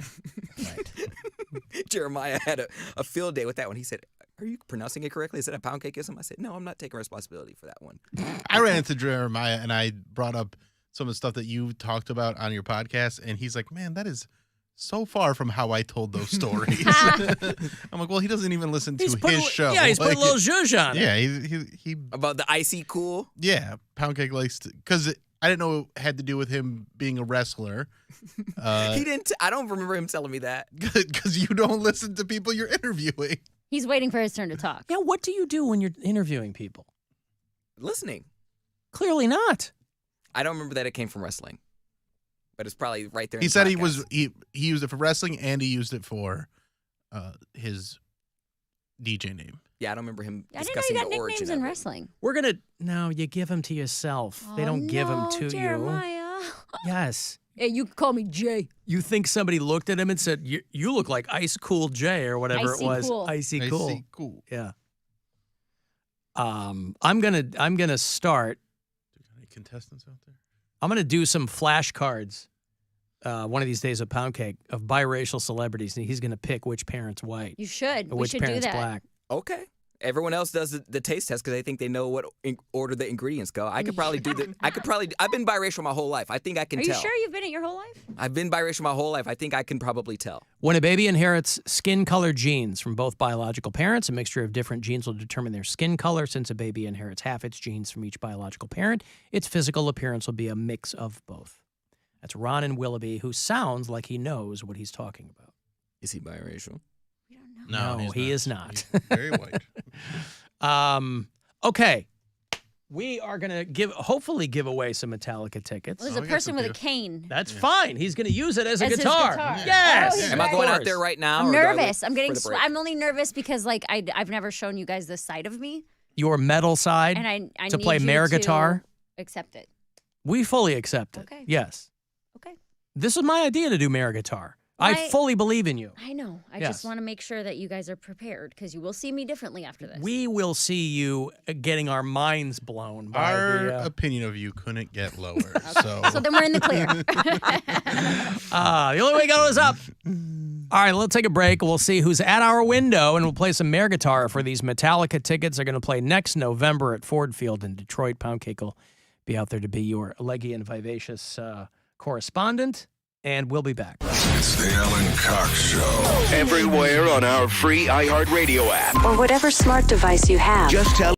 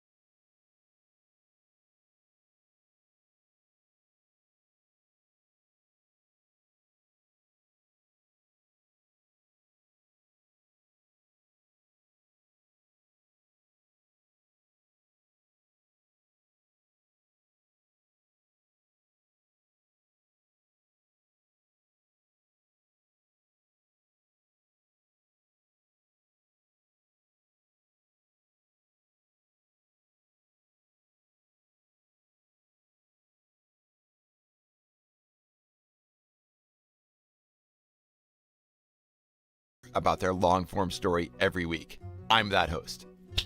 Listen to Story of the Week on the iHeartRadio app or wherever you get your podcasts. Okay, so being called an audio hate crime by Ohio Quilter Magazine wasn't our proudest moment. The Alan Cox Show. On 100.7 WMMS.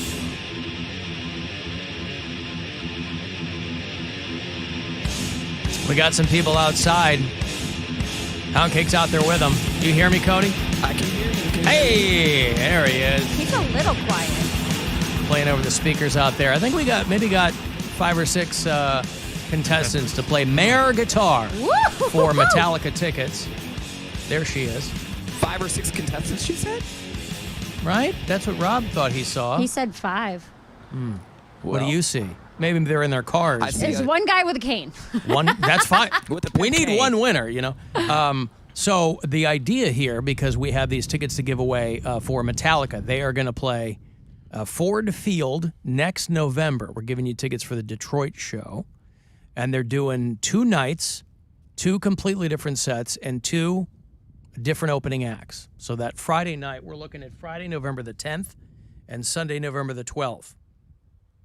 Somebody on Twitter sent me the information that the tickets for individual shows, they'll start selling those in January.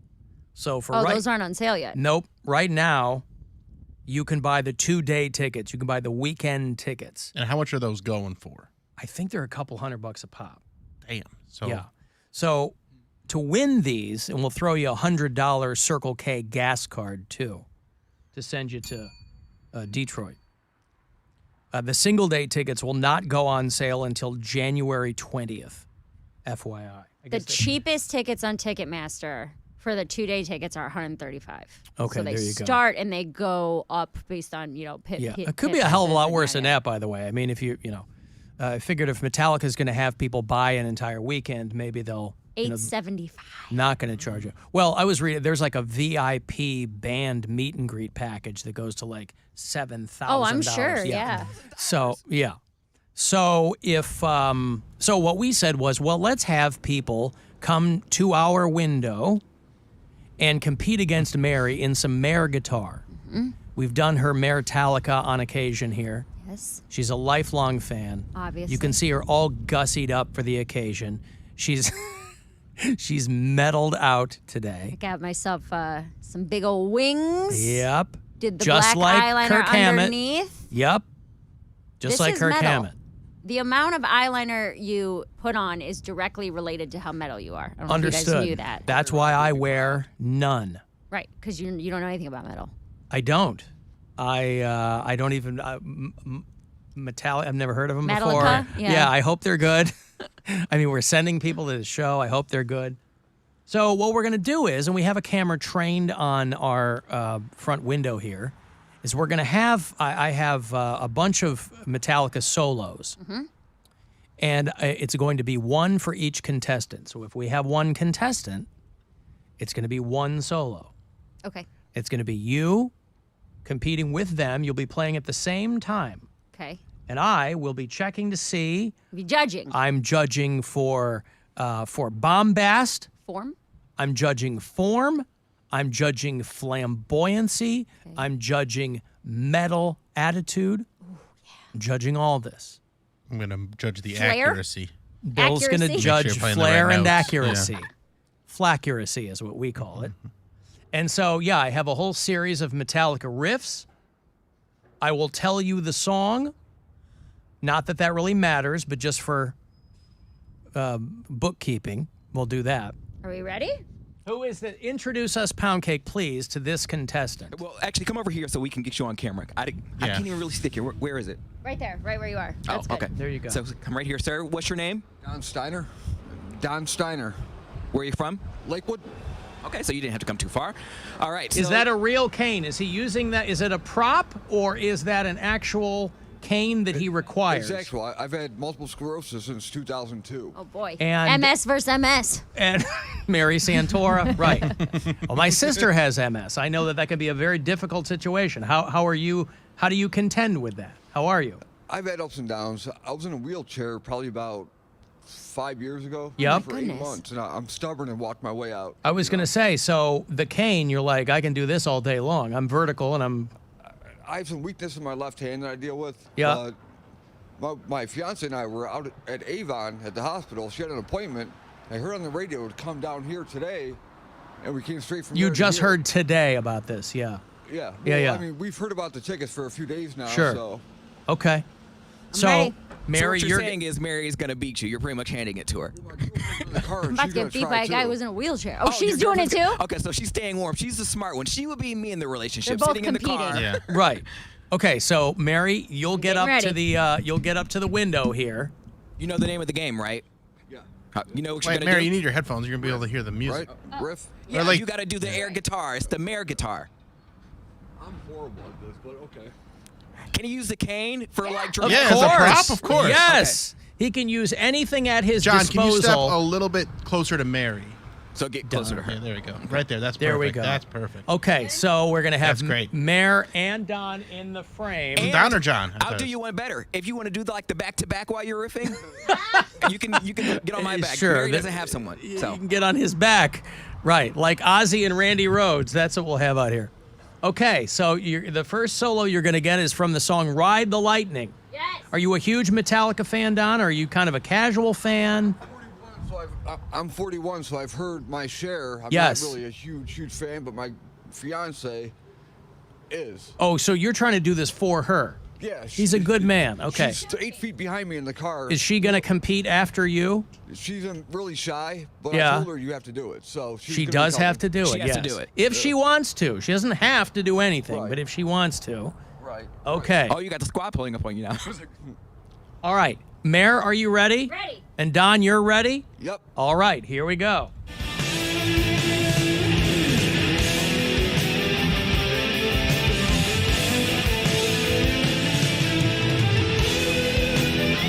Keep going.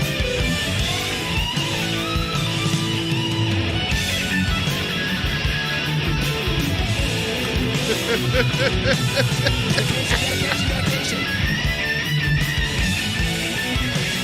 I don't expect you to break your cane, but it might be a nice finale. I got to give this one to Mary. I have to give round one to Mary Santora.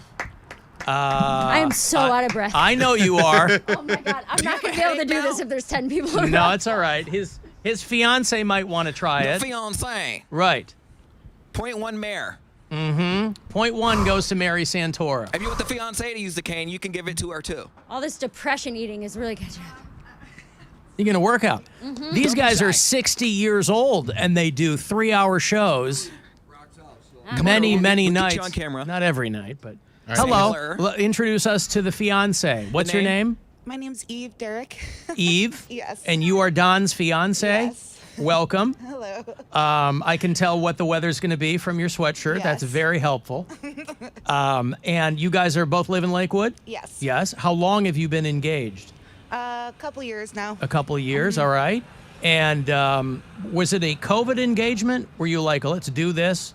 Basically. Basically. So now you're both looking at each other going, what did we do? Maybe we'll think differently of it. Maybe we'll... We're happy. Yeah, okay, good. That was a very diplomatic answer. All right. But you're a huge Metallica Huge fan. Metallica fan? Yes. All Go right. all out. Dance like nobody's watching. Right. Okay. A pair of tickets for the, this will go to the best person playing Mare guitar today, the weekend in Detroit, next November at Ford Field, where the Lions play. 2 separate nights, 2 completely different sets, 2 different sets of opening bands. Again, go all out. If you need to go back to back, it might help He you really out. wants his back-to-back thing to He happen. really That's does. cool. He wants someone And I to got kind the of microphone, and then involuntarily. she can do the guitar. Do we have people waiting after Eve? So Don and Eve would be our 2. Okay. Mary takes the first round.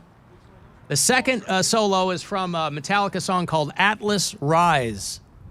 Off of, I think that's off of Hardwired. Atlas Rise. Doesn't matter what the song is. I'm just throwing this out there for the Metallica fans. Eve, you're a huge Metallica fan, he says. I would say more old school Metallica. Okay.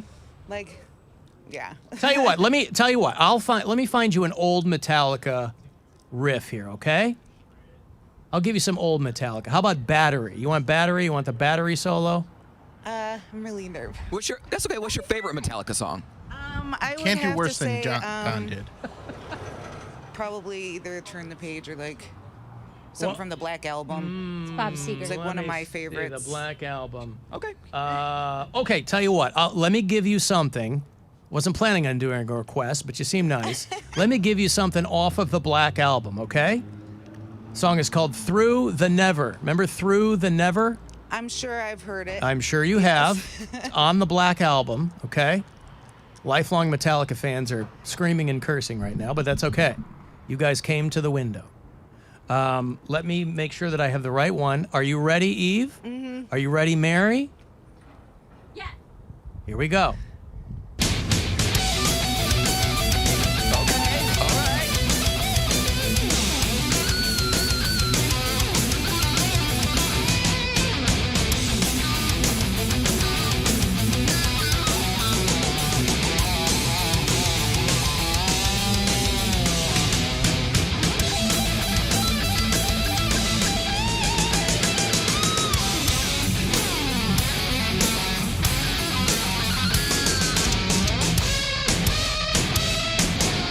Oh, that was pretty good. That was good. Bill, your thoughts? This metal seizure contest is really entertaining. Oh, that's pretty good.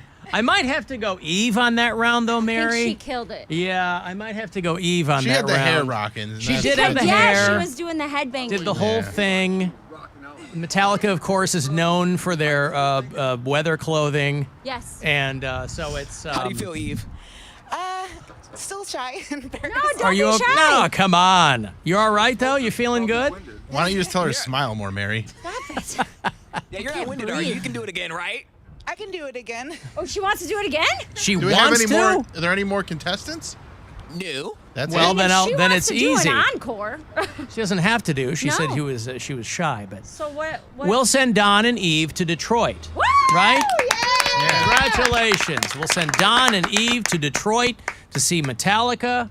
Good job, guys. Whose decision they made? No, you I the think we winner? need another round just to make Mary get You more guys, out I of can't breath. breathe. Yeah, we're gonna do one more round. I don't It's need just another round. It's like a goodbye round. My You're heart gonna rate's get- 168. Nah, come on, go ahead. It's a goodbye 168 round. from- Why don't you She'll guys be both do fine. it together? Yeah.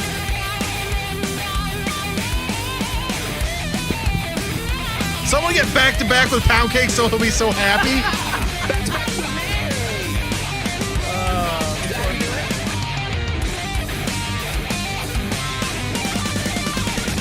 There you go. All right, Eve out there playing the electric harp, but that's okay. She's having a good time. And Hey, she don't care. She got Metallica she got tickets. Metallica Hey, good tickets. job. All right, Metallica congratulations. Congratulations. Thank you guys for coming out. And we'll figure out. Rob's out there. He'll figure out how we're gonna. You know what you guys got to do now? You got to get married at the concert. Yeah. Make that the wedding. There you go. Do they do proposals? They're Are already, they weddings? they're already engaged. Don't I guess figure they it are. out. You can do it over Zoom now. Nothing Yeah, you matters anymore. do the actual wedding at At the Ford concert. Field Yeah. at the concert. Okay, thank you guys for coming out. congrats. There's Putting in Eve the and car. Don. Congratulations, and Poundcake out there helping us too. Well, that's day one. That I wasn't was as sure. easy as it is. 2 more days. I wasn't sure if we'd get 50 people or we'd get 2. He said they heard it On the way home from the at doctor. the hospital. Yeah. So there you go. He said she was shy, but she seemed She killed less it. shy. I than think he you know what did. it is. Once you get in it, I don't know if you notice. I married guitar with my eyes closed, I did so notice that I can that. feel the music, Ah. and then The music to course through your veins. yes, the riff really guides you. You're not in charge. It's kind of like when you get anointed with the Holy Spirit as a Pentecostal. Well, you become the instrument. Correct. Is what you're My body saying. is a vessel. Right. And you're a conduit. You can only do what the music tells you to do. Yeah, she likes some music to get into her vest hole. Tell you something.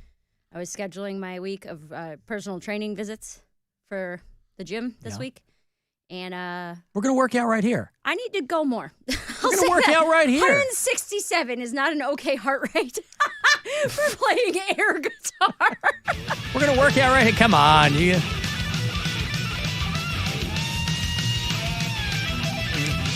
So you always run the risk when we do a big thing with like a band like Metallica. It's been around for 100 years. You always run the risk of people going, I like the Black Album.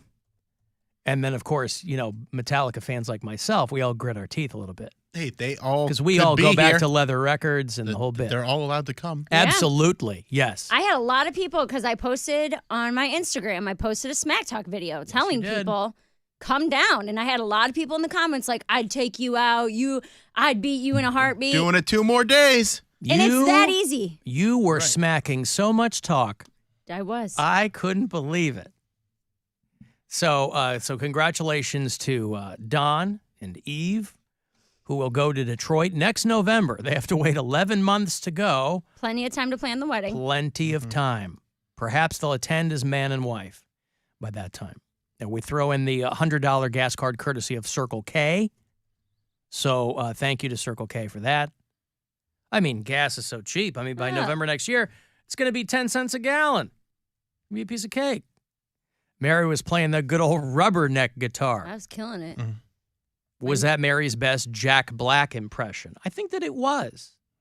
I think it really Definitely was. inspired. I mean, I think she's been lying about her disdain for Jack Black, and she actually really loves him because that was very Jack Black. Oh, this is the long con, is what you're saying. It was not. Jack Black. Oh, I'm so funny. That's my Jack Black. Mary looked like she was going to have a seizure. No. It sounds like she was that's rock. concerned. That is rock. It's just rock, babe. She was merely concerned that she'd be out of breath. Which I was. Yeah. My knee hurts a little bit, the knee that I fell on. Uh-huh. But other than that, we're solid. Yeah.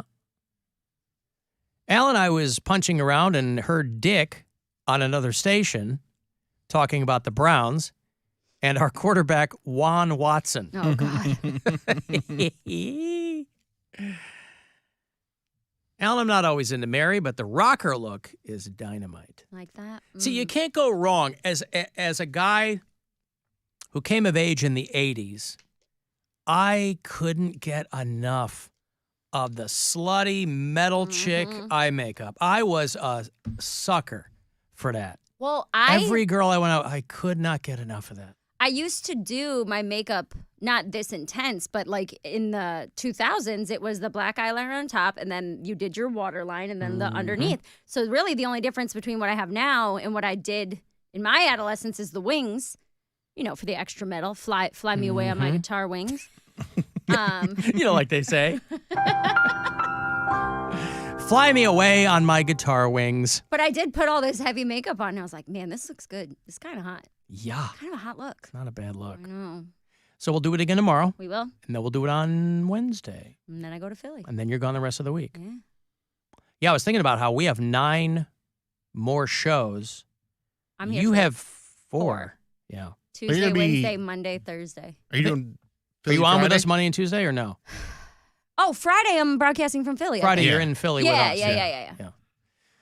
Okay. Thanks, guys. We'll do it again tomorrow. I would like to see more people at the window, but we'll see how it goes. It does get dark at noon now. So we'll take a break here. If you want to text 35192, AlanCoxShow.com if you want to watch, and we'll be back. The Alan Cox Show. On 100.7 W.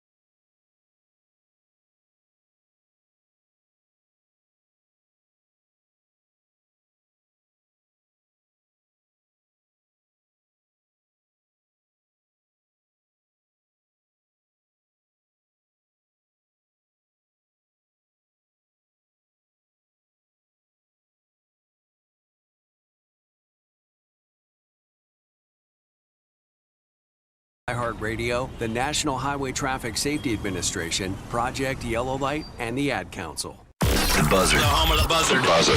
This is 100.7 WMMS. Cleveland. Now it's time to give stuff away. Time to give stuff away. All right, you want to go see Winery Dogs, a little rock and roll super group. I think it's, they kind of have a rotating cast of characters. I think Mike Portnoy is still behind the drums. I think Glenn Hughes is in Winery Dogs these days. Billy Sheehan. I don't know if Richie Kotzen's in it now or what. Winery Dogs, though, got a new album, doing a new tour.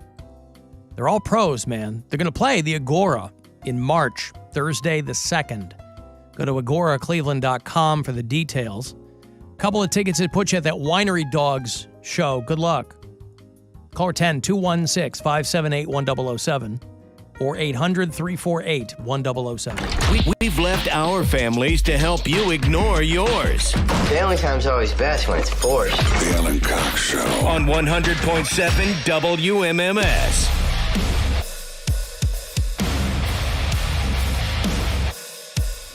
Smelled like coffee in here a little while ago. Now it smells like lighter fluid. Did you shred so hard in the air guitar that something got combustible or? Yeah. Okay. Everyone's faces melted off. Is that what it was? That's what you're smelling.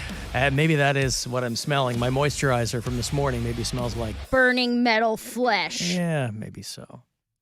Cavaliers lose in New York to the Knicks last night. They'll take tonight off, and then they'll be back here at home tomorrow to play LeBron and the Lakers at 7:30 is your tip-off at the Romo Fijo. And they're at home through the weekend. They'll play the Sacramento Kings on Friday, play the Oklahoma City Thunder on Saturday. But all the details at Cavs.com.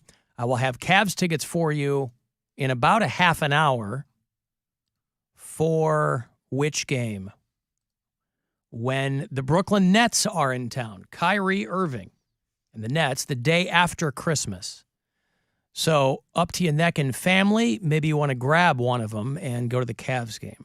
So around 5:20 all week, I'll have Cavs tickets for you, Cavs Nets, the day after Christmas on the 26th.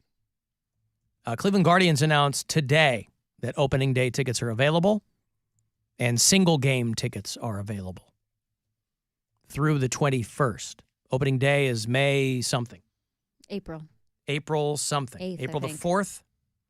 April the 7th is the Guardians' home opener. I don't know when opening day is, but that's the home opener. So if you go to cleguardians.com, if you want to look into that, you can get tickets for opening day, single game tickets for the upcoming season. Justin Verlander goes to the Mets. He's getting pizzade. Yeah. He's married, of course, to Kate Upton, the model. I don't know that you see much from her anymore. She's not really. She's kind of just She's got kids laying now, low. Yeah. Is that what it is? I mean, the most you see of her is when he's in the playoffs. Right. Yeah, the Mets are paying him a lot of money. A 2-year deal worth $86.6 million. He's done very well with, he's a Cy Young winner and couple of World Series under his belt from the cheating Astros. He was with the Tigers still when I was on in Detroit. Kate Upton is a Michigan native. I knew her uncle for a long period of time. But Justin Verlander now going to be in New York. And, of course, you'll run into people who don't care about that. They'll say, New York City, or in the same accent, they'll go, Justin Verlander. Yeah, the same guy. Mary and I were tagged by somebody on Twitter that they have now delayed the Real ID for another 2 years. Is that real? Yes. Oh, my God. So annoying. Well, they delayed it because of COVID, because the deadline was like It's going to be the 2020. 2020. Yeah. Yeah. And then COVID, they kept kicking the can down the road. And the latest delay, because there are still too many lingering impacts of COVID, So annoying. including pandemic-induced backlogs at all the state driver's license agencies. So now you don't need your real ID until May of 2025. That's when I have to renew it anyways. I was literally just talking about this. I was literally just talking about this at my family taco night because my uncle was complaining. He's like, it's all socialism. They're all just trying to get your information. Wait. What? He was talking about the real. He knows we already have driver's licenses, right? Yes. You have to understand. This is what he thinks. He's like, why do I have to change my ID and make it like a passport? That's what a passport's for. I'm like, this is how you know you're living in a great country. This is this is what people complain about. And so I'm like, well, I was. What do you mean I have to get a different kind of driver's license? I have to bring 2 He didn't understand items to get my driver's license. He didn't understand that he had to have a different type of ID. I was like, no, you have a driver's license. That's a state ID. They want to make it federal. He's like, oh, so everyone's the same. It's just socialism, blah, blah, blah. And so I was like, Does he know what socialism means? Nobody who throws socialism out knows what it actually is. So I said, let me see your ID. And I looked at it. I was like, you have it. I was like, you got it. He already has it. He had it, and he didn't even know he had it. He's like, oh, that's what this little sticker means? Or the little, you have to circle with the star. I said, you have it. He's like, oh, I had it and I didn't even know. I said, yes, you have it. I was like, I'm the one that didn't have it because I thought I brought in some printed papers, and the lady looked at me. She's like, you could have printed these out at home. I was like, I did. She was like, yeah, come back. It doesn't take effect till 2023, so come back. I was like, I don't have anything. I was like, I don't get any mail. Like, I stopped getting stuff in the mail. It's all on my phone. Yeah, they extended it to May 3rd of next year. Now they've kicked the can to May 7th, 2025. Yep, my license expires in 2025, so I'm okay. There you go. Because I was complaining. My brother was telling me, like, if you miss this deadline, you're not going to be able to fly for the next 2 years. And I said, that can't be true. I thought if Is this the socialism uncle? No, this is I said brother. my brother. Oh, your brother. I was like, it was like, I thought if you just don't get the deadline, like, okay, well, you just won't fly until you get it.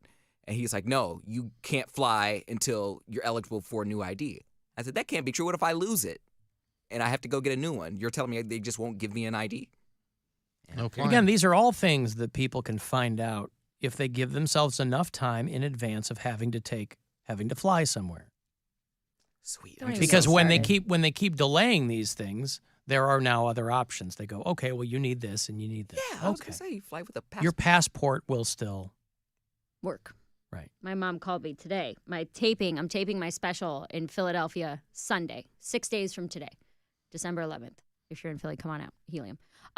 Which also happens to be my mother's birthday. Is this one show? One show. Yeah. One go. Better get it right. Yeah. Also happens to be my mother's birthday. So months ago, when we solidified the contract and everything got signed, I said, hey, Mom, sisters, if you guys want to go to Philly for the weekend to celebrate Mom's birthday, you guys could come to the taping, right? I talked to my mom today, 6 days out, hasn't bought a plane ticket, thinks she might drive. I'm like, Mom, it's like a 9 hour. But she could drive. It's Philly. Like a 9 hour drive. She's old. She got to pee and stuff and now stop she loves every flying. hour. Well, and so I told her, I was like, you need to let me know today if I need to book this. And then she asked me, she's like, well, do I need that ID thing? Or can I get on a plane this? And I'm like, Mom, please make a decision by the end of today. This is why she needs to drive. Well, she likes driving anyway, but I don't know. I feel she's getting old, dude. She's like 64. That's not old. I feel like that's too old to do a road trip by yourself.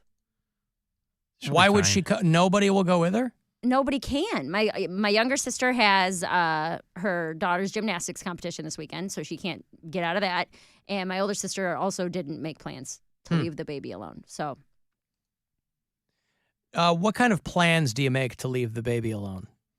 I meant with a babysitter. I didn't mean alone. If I'm going to leave the kid in the kitchen and we're going to go out, I can't just do it on 24 hours notice. Put down some newspaper, That's feeding right. dish. So let's see. If she flew out on the 10th. She only wants to come for Sunday. She wants to come fly in Sunday for the taping, fly home Monday. Fly home Monday. So tickets, the cheapest tickets I'm finding are like $400. Nonstop flights are like $800 because she's like, well, I don't want to switch planes. $236 on Frontier. Yeah, but how Frontier gets messed up because it'll be like a full day's flight. It'll be like an 11-hour thing. Well, one stop in Las Vegas. From Cleveland to Philly? No way that's right. It's the cheapest flight. There's no way that's right. The cheapest flight is a 13-hour flight from Yeah. Cleveland to Philly And you through stop Las in Vegas. Vegas. Come on. And on the way back, you stop at Denver? Atlanta. Yeah. Oh, I We're love not doing all that. Like you're going to Australia. Well, you want to save some money. That's amazing. $236. Yeah, it's about $700 if you want to go direct. Yeah. Non-stop. Because I call it like $430. And we'll fly home on the same flight. Cleveland to Vegas to Philadelphia. Don't even come back to Philly That at is that point. hilarious. Just stay in Vegas. Who wants to save that much money? I mean, if you got to go somewhere, at that point, you would just drive. Yeah. No one would fly 13 hours to go Hopkins to Philly. Oh, it's funny. Because it really is. I mean, it's a 7-hour drive straight. If you have to stop at least once, and that's if you do gas and food and Stop pee. in the Poconos, have a little lunch. Right. Yeah. So you're talking a 9-hour trip. So it's like you can drive for 9 hours or you can fly for 13. What do you think? Do I get to get up and pee a lot? Yes. Let me give you this trip here. Speaking of trips, boy, ain't gonna be no 13 hours to put you out at our Alter Ego Festival. This is a big deal. It's going on January 14th, the Kia Forum in Los Angeles. This thing sells out very, very quickly. It's been sold out for a while. It's a Chili Peppers and Jack White and Muse and Fall Out Boy and Phoenix and Churches and more. It's a really good lineup. Our Alter Ego Festival. You and a pal, we fly you out, put you up. Tickets to the show. I think there's $1,000 in there too. So listen closely and good luck. Now, your chance at a trip to our 2023 iHeartRadio Alter Ego. Text the nationwide keyword rock to the number 200-200. You'll get a confirmation text and info. Standard data and message rates apply in this nationwide contest. That's rock to 200-200. There you go. Very exciting. I will have another trip for you tomorrow and then Wednesday, I think is the last trip we'll give away on the air. There will still be a chance for you to win at WMMS.com for our Alter Ego Festival. On their own, by the way, the Chili Peppers have announced their plans for 2023. And I'm most excited because their support acts are real good. If you've never seen the Chili Peppers before, they're a good band. They're good. They know what they're doing. Solid band. We should play them more. We don't play them enough. Yeah. Shut up, Bill. What? You don't choose. Man, that is true. It's not like What do I I'm care? gonna dig at you. I know. What do I care? I just don't want you putting ideas in anyone's head.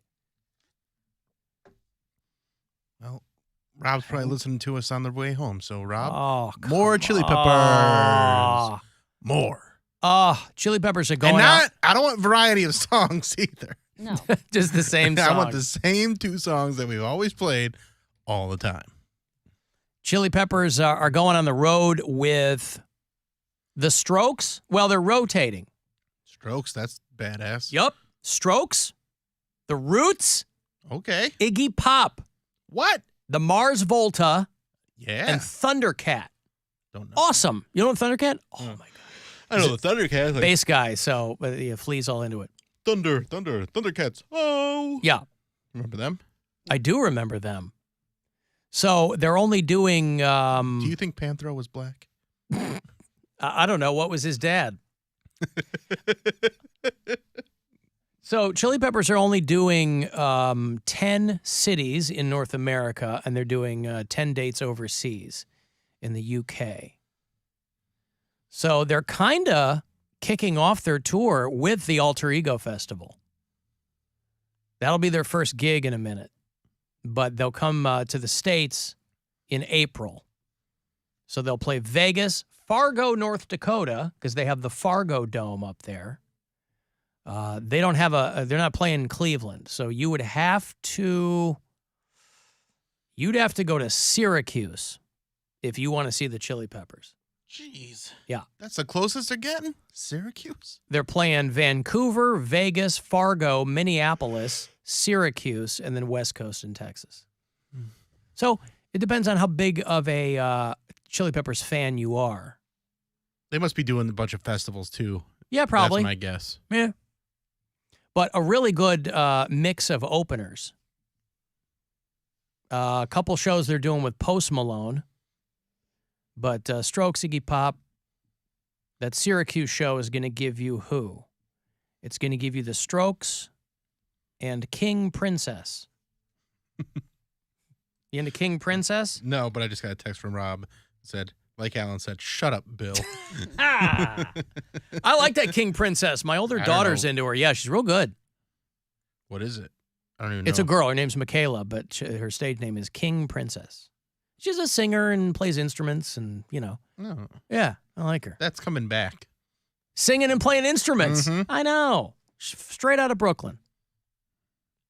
And then we got the notice here in Cleveland, if you were into these guys, that the Goo Goo Dolls are going back out on the road, and they're going to play Blossom in August with OAR. Remember OAR? Oh, yeah. Oh, yeah. OAR, my wife's really into them. OAR is kind of one of those bands that has stayed quietly successful. OAR was doing something in town here a few years ago. They're doing something with a brewery, and one of the members would come to... I was there for that. Yeah, to Market Garden when I do shows No, there. I thought it was Great Lakes. Or Great Lakes, yeah. Yeah, Great it was Lakes. the upstairs show at Great yeah. Lakes. Yeah, and like he came a few weeks in a row and like would hang out, and it was pretty cool. But somebody would have to tell you who he was. You'd never look at a guy in OAR and go, that's the guy from OAR. That's what I we're mean, doing like crowd work, and somebody found out he was in a band, and then we're like, Yeah. well, what band? And he's like, OAR. And we're like, oh, we've heard of that It's like band. a, It's yeah, pretty like cool. a legit band. Yeah. So, Oh, are yeah. you? Yeah, I literally think that's what I said. But OAR is one of they're kind of this side of jam bandy kind of, but they've been around for a long time. It's rare that you'll meet somebody that they're their favorite band, but they're solid. They've like sold out Madison Square Garden a couple of times. They've done Red Rocks a billion times. They have awards, and they're a solid band. You just don't ever really hear about them all that much. That's how I feel about Goo Goo Dolls until I remember it's Collective Soul that I like. Well, Goo Goo Dolls, though, they have pivoted They got over some the good years. songs. I like Yes, some Goo Goo Dolls. They have pivoted over the years. And not just Johnny Resnick's Plastic Surgeon.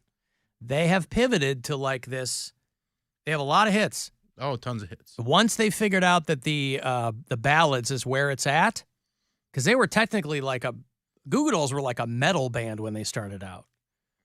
Do you have? They were on like Metal Blade Records, I think. Do you have old metal Goo Goo No, Dolls? I do not. I'm sure we could find it on YouTube. Yeah, maybe. But they will play Blossom August the 20th. They're called the Big Night Out, Goo Goo Dolls and OAR. So if you want to get tickets for those guys, that's up there too. You want to hear from Jenna? Oh, of course. I came in this morning. Tons of voicemails from her. We talked to her live last week, but she's still not slowing down on the voicemails. It's time for Sweet Nothings with Jenna from Poland. It's beginning to look a lot like a guilt trip. This has been Sweet Nothings with Jenna from Poland. Yeah, it's all over the place. It's context free, and it's fine with me.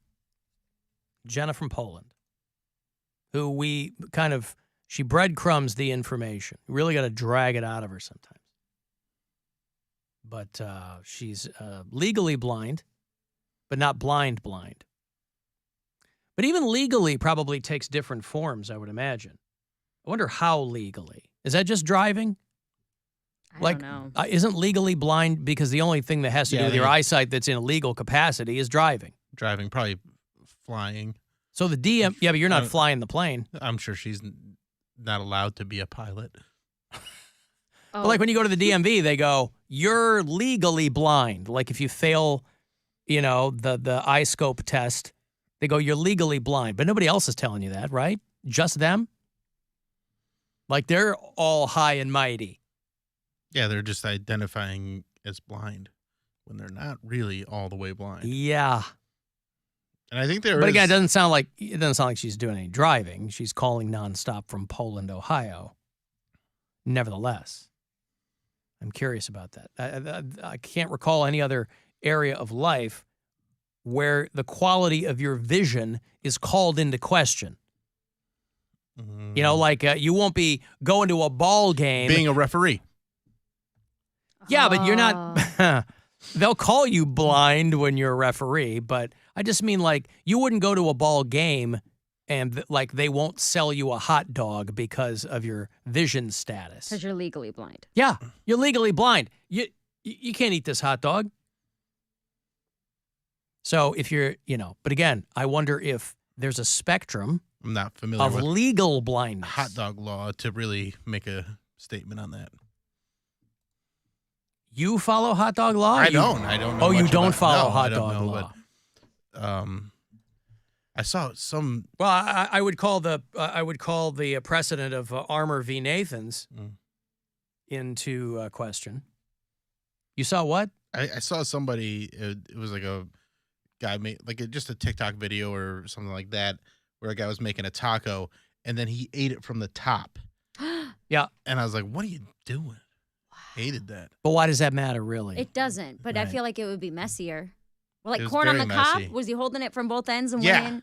it just went into the middle. Well, then your hand is But then you got drippage. holding both ends. Well, drippage might be part of the. That means you have. Drippage is part of tacos. Well, it depends what kind of drippage. Meat drippage. Well, you want it. That means you didn't drain your meat well enough, or your meat's too oily. Means you got too. Well, you know what? Now that you say that, it's probably from toppings. Salsa, Yeah. guac, Yeah. Some sour cream. sour might get cream drippy. drippage, Yeah. a little creamy drippage. Again, I don't care for a drippy taco. Put it on the list.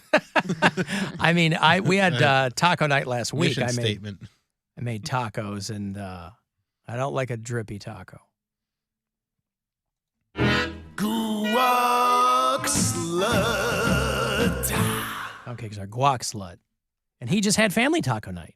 Dude, it was. What's the lit. Brown Collective's take on drippy tacos?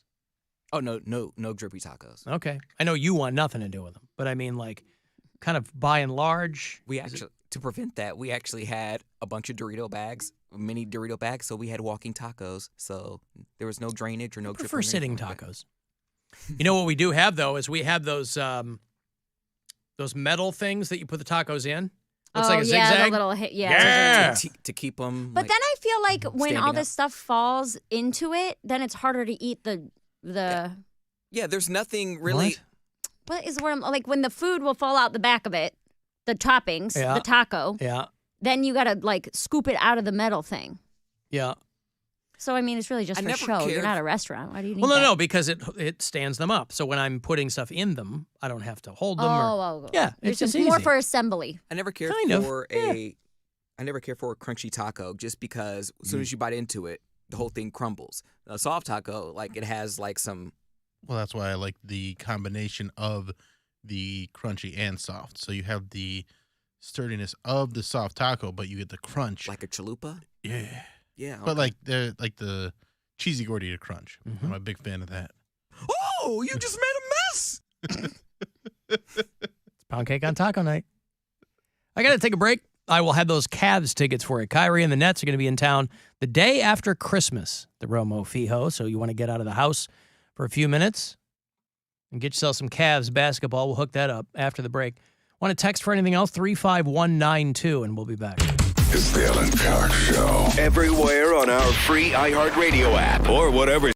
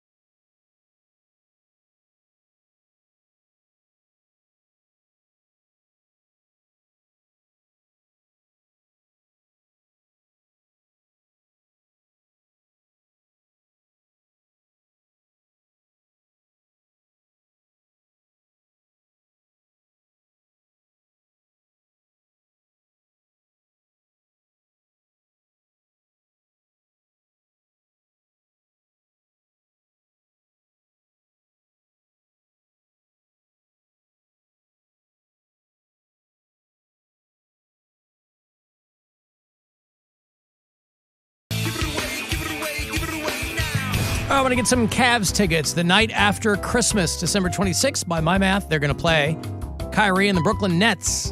If you want to go, simple to do. I'll be caller 10. Cavs Nets at the Romo Fijo. Tickets, whatever info you need. You can always go to Cavs.com. Caller 10, these are yours. 216-578-1007 or 800-348-1007. Another ringing endorsement You're an idiot. Your show sucks, and you've proven that many times. for the Alan Cox Show. You're so stupid. On 100.7 WMMS. If you listen to the show from outside Ohio, I'd like to know where our bureau chiefs are. Gilly listens to the show in Butler, Pennsylvania. Ashley's in Minot, North Dakota. Emily, what? Oh, just Minot. I've memories of going to Yeah, Minot. you performed in Minot. Early days on the road. Yeah. Did some Minot gigs. Spent a Christmas in Minot, North Dakota, and it was depressing. I bet. Christmas in Minot, I'm missing you. And did you ever do any Minot, North Dakota girls? No, I didn't. I don't think I had any hookups in Minot. All right. Because I was probably would have remembered. Like early in my career, I didn't really have that many hookups, and then I got into a relationship that started in marriage and ended in divorce. So, like my years on the road, I wasn't like hooking up. I wasn't like a road beef guy. Gotcha. Doug listens in Dundalk, Maryland. And Ken listens in Charlotte, North Carolina. Thank you, one and all. Hey, Patrick, what's going on? Hey, Alan, what's up, buddy? How are you? Good. I just had a quick comment and a question. My comment, who doesn't love a good wet taco? But no one likes a dripping taco. I mean, but a wet taco is just fine, right there. I see what he did. I mean, I don't mind All a right. little drippy. Maybe a little. When you think of a drip, though, it's more like an ooze, and that could be something a little funky. Yeah, I don't in there, want right, Bill? no oozing. Yeah, no oozing. But a wet taco is just fine, right? My question, Alan, I'm in Newton Falls, and I was just curious if I could be an honorary bureau chief or chief, as you say, in Newton Falls. I know you normally do bureau chiefs like outside of Ohio. Yeah, where is Newton Falls?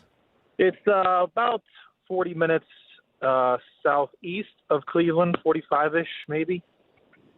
I mean, the bureau chiefs are for people who have to listen to the show on the app. Are you able to pick up Well, I don't WMMS have out to. there? Yes, I can actually, which is very fortunate because I grew up in Cleveland, so I can still get it where I'm at. Yeah. I just was curious if I could be an honor, even if it's just for this brief time I'm on the phone with you today. Oh, sure. While If I you're could on the be- phone. Yeah, of course. Zip code 44444 out there in Newton Falls. That's correct. Don't forget that one.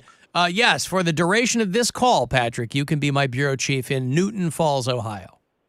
All right, great. So every time I call back, I'll remind you that I'm the You'll bureau have chief to. for the call. All right, sir. I will. Thank you. Thank you, sir. All right. And his stint as a bureau chief has ended. I did get a message from someone on that very topic, by the way. Hey, Alan, it's Caitlin. Hate the show. I just wanted to let you know that over the weekend I said Kansas City Chiefs to my boyfriend and had him rolling. Unfortunately, your lingo has made its way into my everyday vocabulary. Just wanted to let you know. Thanks. Bye. Why is that unfortunate? Sounds like they had a fun time. She made him laugh. Unfortunately. Had him rolling. That's good. Oh, come on.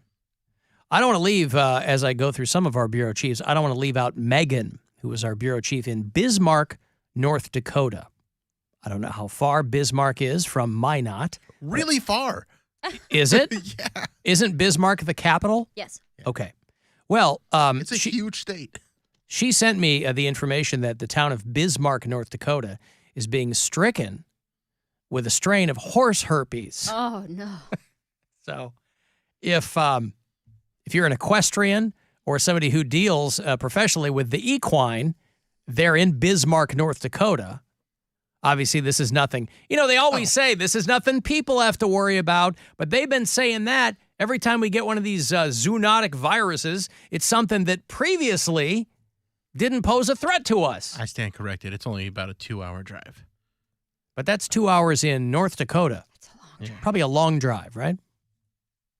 So thank you, Megan, for keeping me apprised Is this human? This isn't. This is horse herpes. So far, they say it poses no threat to humans, but they always say that. Then some COVID chucklehead's gonna get horse herpes. Yeah, some Mr. Hands wannabe is gonna do some stuff with the horse, and then it's all of a sudden it's gonna be transferred to people. Like that zoo documentary from some years ago. That's Mr. Hands. Yeah. So, as of now, we have nothing to worry about. But listen. You want to watch a scary movie? What? Mary? Church camp? Jesus camp? Jesus camp's a good one. Man. He sent me something about that the other day. Because watch what? Mary had a post of all her nieces and nephews doing the Pledge of Allegiance. It was on Thanksgiving. They were just being weird kids. Right. They kept coming downstairs and doing like a performance, or they would each have to come and tell a secret or whatever. And one of the times they came downstairs, because all the adults are sitting in the living room, they just got in like a huddle and they're like, hee, they're all like giggling. And then all of a sudden my oldest niece goes, and then they all go, I pledge allegiance. And then they just did the Pledge of Allegiance. Yeah. So, but it kids probably still do it in school. I assume, every day. yeah. But it just reminded me of a scene from Jesus Camp, which I hadn't even thought of that movie. I've never even heard of it. Until like, oh, you should watch Jesus Camp. Okay. That thing's like 15 years old. I by saw now. them doing that, and I like had this flashback. I'm like, oh man, all the kids in Jesus Camp do a Pledge of Allegiance, but they're doing it with their own words. And they're pledging to the Bible. Yeah, and they're pledging to the Bible, and it's real weird. And I was just like, oh, your creepy nieces and nephews remind me of these creepy kids. But I was like, we didn't tell them to do that. At least I don't Yeah. think my brothers and sisters make their kids do the Pledge of Allegiance. I thought it was just, them being silly kids. That Ted Haggard dude was in Jesus Camp. Remember that guy? No. The pastor that was seeing a male prostitute and doing meth in hotel rooms and, one of these big pious church guys. Always doing something funky. I've been that God documentary about on Hulu. What is that one called? About the guy that had the pool boy. That was good. Oh, a Jerry Falwell Jr. That was a good documentary. That was I haven't an seen interesting that one. That was Watched worth it. watching. We're still watching Killer Sally. I'm watching. Then I got through 2 episodes of the Killed the Baby. I can't remember people's Casey names. Anthony. Casey Anthony. Killed yeah. the baby. That one is really upsetting because she's talking about how her dad molested her, but it's really hard to believe her because she seems not so credible. weird and so not credible because of how she handled her baby going missing. Mm-hmm. You find out your baby's missing, and then for 30 days, you're hanging out at clubs, buying big old cases of beer from Target and stuff like that. It's really hard to believe anything she says. Is the dad anywhere in the mix? Of the baby? Yeah. No, she said she doesn't know who the dad is because she said she was raped and that's how she got pregnant. Did they determine that was the case? They really I guess there's no way to determine that. They really couldn't track it to anybody.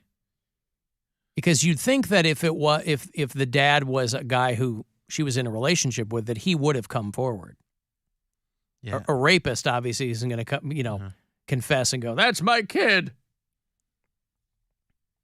Alan was at Mary's comedy show a few weeks ago at Hilarities. She was talking to my buddy and his wife in the front row. My friend didn't want to say anything at the moment when Mary was cracking jokes on them, but he had just caught his wife screwing another dude in their bed. I'm like, what? And he took her to a comedy show? I wish I knew what he show said this yes. was. Don't know. That few doesn't weeks narrow ago. it down very much, but I know you like talking to people there. But I did a crowd work show a couple of weeks ago where there was a couple in the front row that I asked how they met, and I asked them if they met at church, actually, because they were very buttoned up, and I wonder if it was them. But no, they had been together. Well, I guess you can still cheat if you've been together 13 years. I was like, no, they've been together a long time. You can still do it. Yeah, you can still do it. Not those two. Come on. Right. Oh. Ooh, that's a wild one. He even caught her on their house camera making a gagging noise. Oh, no. Well, maybe she was. Maybe she has a lot of medication, and she had one of those really big pills, and she couldn't get it down. Gross. Something like that. But boy, what's he hanging around for after that? No, by the way, for people who are asking me, because I did start watching it, horse herpes, not a Yellowstone spoiler. I don't even think I'm 3 episodes into that. I'm way behind. How is it? Is it on good? Yellowstone? Too early to tell. But I mean, it's a massive show, so I don't think all those people are wrong. I'm sure it's fun. I binged Dead to Me season 3 last night. Yep.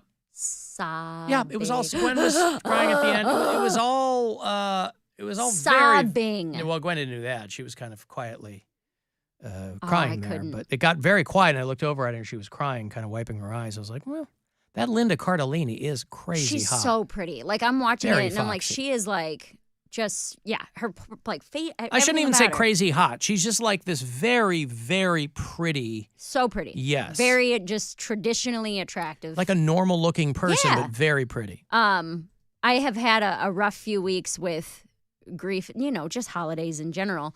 And so yesterday was a particularly bad day. And then I went out and I did a show and I came home and my boyfriend was like, hey, you want to watch Dead to Me? Because I was feeling good after the show. I was like, yeah, actually, I've been meaning to.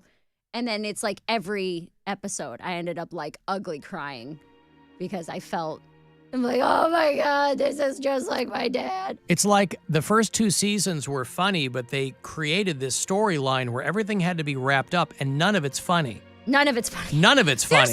There's like 1 or 2 funny lines each episode. It wasn't like the first 2 seasons where they're cracking real dark jokes. It's mostly sad. I will say that. Yeah. But it had to be. It's still Did good. It's still well written. Right, but I thought they just took it. It had to be sad because of the direction they took it. Right. Which they didn't have to do. They didn't have to do that. And I will say this about probably because there's 10 episodes, they're each between 30 and 40 minutes. And about the 5th episode in, I was like, what are they doing? Because I felt like they were throwing so many different plot points in that every episode there was 3 new plot points you had to worry about. It is a quick But binge, still though. I mean, mercifully, it's a quick binge. Even 10 episodes of 30 minutes. Yeah, it was 5.5 hours. Didn't feel like that, but. Yeah, I did that. I was up till 3:30 in the morning watching it last night. So, when did you wake up tired? You wake up exhausted because you've been crying all night. I woke up at noon today. Don't even do that. I went to bed at 3:30. Listen, I asked her to get her sleep for Mare Guitar. And I'm glad I said, did. you are going to have to be at your peak physical condition. And she was. She took the first round. The lady took the second round. People go, oh, Mary's going to win every round, and you're going to send her with 6 tickets to Detroit. That'd be sweet. And I go, ease off, all right? This is all on the up and up. You just calm yourself. These people have as much people out that window. I want to give it to them. Yeah. I want to. I don't want to send Mary there with her heavy metal eye wings. This isn't even as metal as it's going to get. It's going to get more metal over the next 2 days. I had someone messaging and saying the eyeliner is not metal. Said it looks Why? great, but it's not metal. I Why? don't know, because people say things like that. It's more hair bandy, which is part of the heavy metal lore. Okay. It's part of the heavy Maybe metal it's tradition. not Metallica. Correct. But do you know what it is? It's But I'm- Metallica. Right. Which is the whole point. Of course. You do what you want to do. You make your face look however you want to. Look at It's you. your face. You're progressive. Yeah, I don't I've care always said either. make your face look the way. Man. So how are you gonna get more metal? Don't worry about it. Tune in. Show up at 4:20 every day. That's right. As in tomorrow and Wednesday. That's right. And battle me. Battle. If you would have showed up today, you'd have had a 50% chance of going to that show. That's true. It's true. Honestly, if you would have showed up today and done anything entertaining, you would have won. I mean, I'm Gets glad dark they and won. it They get- got their things, but Yeah. they weren't really putting on a show. It gets dark and it gets cold down here. And you never know what to expect, by the way. That's why I'm always very sanguine about these, but I also don't expect because Rob's like, oh, we're going to have 50 people down here. I'm like, we'll that would see. be great, but We might have 50 all I tomorrow. need's one winner. You never know. I thought we'd have more people than the Smashing Pumpkins contest, but what do I know? It was day one. We got 2 more days. Once word gets around that, you're going to be up against something with Mary Santora, then things change a little bit. People think they're going to wipe the floor with you. It's a whole pretty other good. thing. She's pretty good. And I didn't even bust out She's all playing the that. moves. She's playing that super long neck bendy guitar. Oh yeah. It is. She's playing like a friggin' sitar. It's made just for me and my body and my skills. Yeah. You know the saying, my body, my skills. My body, my skills. There's a realtor in Indiana who had to call it. Well, I don't know if they had to. They were going to show a home. There's nobody living in this home, but they were going to show the home, and they mistook a novelty alarm clock for a bomb and called the bomb squad. Because I guess nobody investigates anything anymore. Nobody goes, oh, is this a clock or an actual bomb? All of this over a toy. I get a text from my cousin who's like, hey, can you get a hold of your mom or dad? Because there's a bomb squad at your house. There was a novelty toy in the house, a clock that looked like dynamite. It looks exactly like a bomb, like a TNT bomb. And it just has like in the back, it has like a little space where you can put like batteries and stuff in it. And it's an alarm clock. She had like a who is? Yeah, right. How It's old a is real this person? Whitney vibe there. I don't know how old she is. But that was my alarm clock because I was a heavy sleeper, and it got to set off the alarm with the bomb, or I don't wake up. She was the one who used to live in the house. She's a grown woman, Yeah, but she's got big Britney energy there. you gotta get yourself big Britney energy. You heard her, right? Yeah. I heard Oh, her. yeah. Yeah. We heard her. We heard her. We heard her big time. You wouldn't have a bomb alarm clock, though, in your house. You have to. You have to? Yeah. Well, no, it's not supposed to go off like a bomb. It's just Yeah. this one looked like a bomb. You Also, get it a sounds like bomb it looks safe like space. a bomb that you'd see in a cartoon, not a bomb that you'd see Right. in real life Sticks of dynamite around a clock. with wires sticking out of it. You can't even use that joke anymore. It used to be like, hey, I sent you a package. As long as it's not ticking. They don't tick anymore. People are setting bombs off with their cell phones. Nothing ticks anymore. Yeah, we learned that from Fight Club. Unless you want to go old school. In the back, it has like a little space where you can put like batteries and stuff in it. And it's an alarm clock. It's an alarm. It's an alarm clock. Don't make fun of her. And put batteries in it. Put the battery in the alarm clock, and then how else you gonna wake up? Yeah. All right. You know? Do you sleep as late as Mary does? She slept until noon Oh, I today. sleep till 7 p.m. 7 p.m.? Yeah. Wow. 7. So long days for you then. But I'm up till like 2 in the afternoon. Wait. I'm like Einstein. I need 40 minutes. every day. You're up until 2 in the afternoon, Yeah. but you go to bed at 7? She wakes up. I go to bed at 2 p.m. She wakes up at 7. I wake up at 7 afternoon. Oh, okay, I got you. And then I'm up until 2 p.m. Wow. That's a wild schedule you've got going. I'm very busy. All right, good. Doing what? You know, I got programs that I run, and I do a lot of charity work. A lot of charity work. Yeah. All right. Well, I got to go. The Alan Cox Show on 100.7 WMMS. Rover's Morning Glory. I saw Doogie and her daughter over the weekend. Doogie is not known as a deep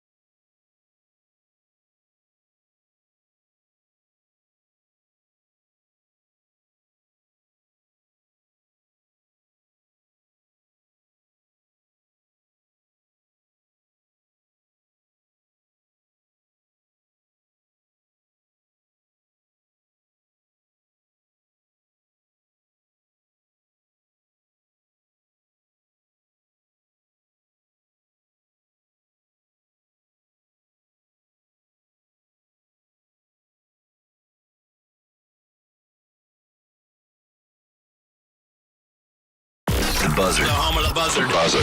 This is 100.7 WMMS. Cleveland. Call the Alan Cox Show.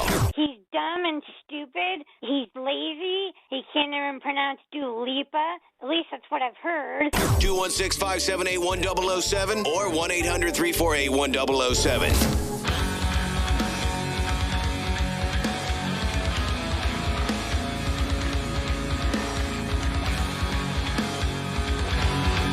$35192. Send a text. You can watch live at AlanCoxShow.com. Thanks to Jimmy Capmeadow for helping out today. Cavaliers are off tonight. They lost in New York. 92-81 was that final against the Knicks. Tomorrow night, they'll be back here at home to play LeBron and the Lakers at 7:30, rather. So 7 o'clock is when the pregame coverage will begin. They're here through the week. Play Sacramento on Friday, Oklahoma City on Saturday. And all week, I will have tickets for you around 5:20 for the Cavs-Nets game, which is the day after Christmas. And, of course, we're very close, and keep this in mind, very, very close to the end of the regular season. That is April the 9th. So, time flies, right? Right around the time of the Guardians home opener, which, by the way, you can buy tickets for that as of today. Through the 21st, you can buy tickets for the Guardians home opener and single game tickets if you go to CLEGuardians.com. You don't have IBS, correct? No. I have lactose intolerance. Lactose intolerance. Which will create that, but I do it to myself. A lot of people have IBS. It's irritable bowel syndrome. I remember many, many years ago, probably 20 years ago. I have IBS. You do? Yeah, irritable bowel syndrome. Bill Squire's Christmas Kwanzaa in 11 days. There's other comics on it. Don't worry. December 16th. Get tickets at agoracleveland.com. I remember 20 or so years ago, IBS was not talked about nearly as much as it is now. And to rectify that, Kelsey Grammer and his then wife, Camille Grammer, who was like a former playmate or something, and I think maybe his second or third wife, and he would do anything she wanted him to do. I think she's one of the Real Housewives now. Is that true, Poundcake? Was Camille Grammer one of the housewives?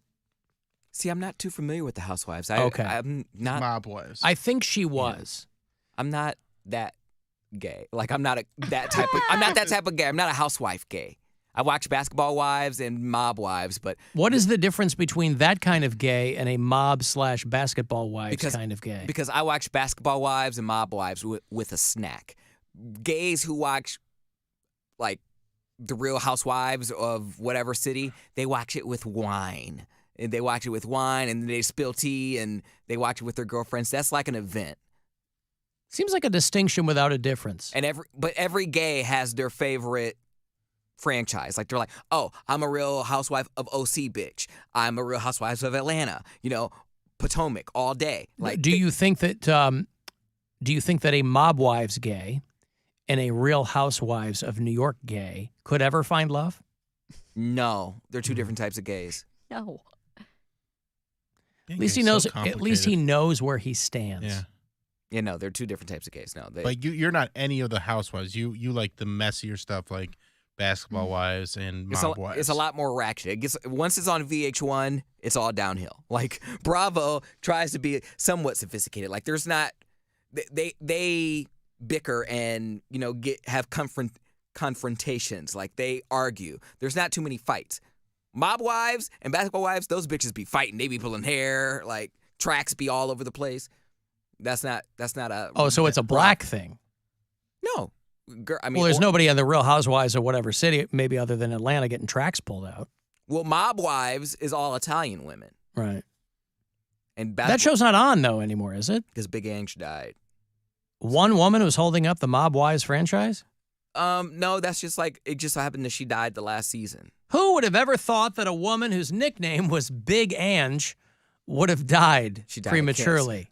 Huh? She died of cancer. Oh. Because she talked like this. So I see. Like lung cancer?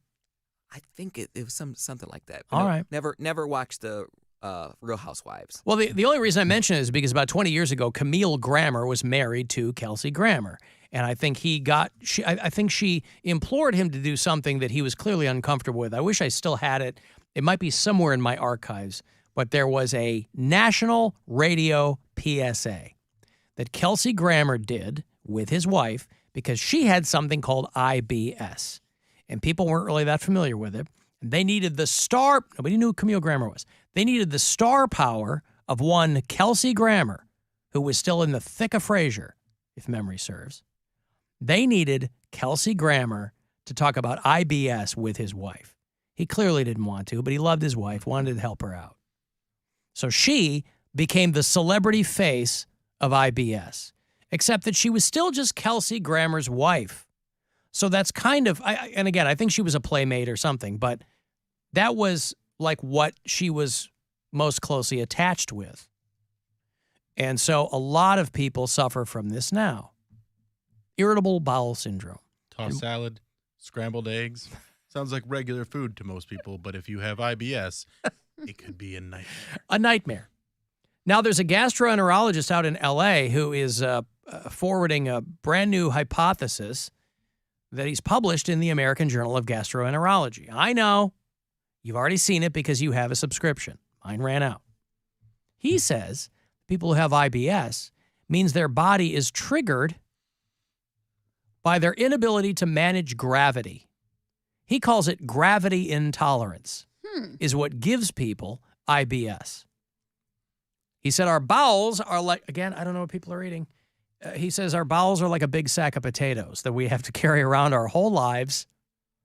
And for whatever reason, if our management of gravity changes, that can give people all that bubble gut. Interesting. That's what he says. I would think that people like Michael Jordan in the 80s and 90s would have IBS then because he was flying. He was defying gravity is what you're trying to say. Yeah. So everyone around him would have had irritable bowels. Well, I think he would because his relationship with gravity was not like the rest of us. Right. Now, as a Chicago Bulls fan, I don't ever recall Michael Jordan having any accidents out there. That seems to be part and parcel. If you ever talk to somebody who has IBS or Crohn's or any one of those gastrointestinal disorders, boy, they got stories. They got stories. You think you pooped in public. That's just a Thursday for them. Never trust a fart.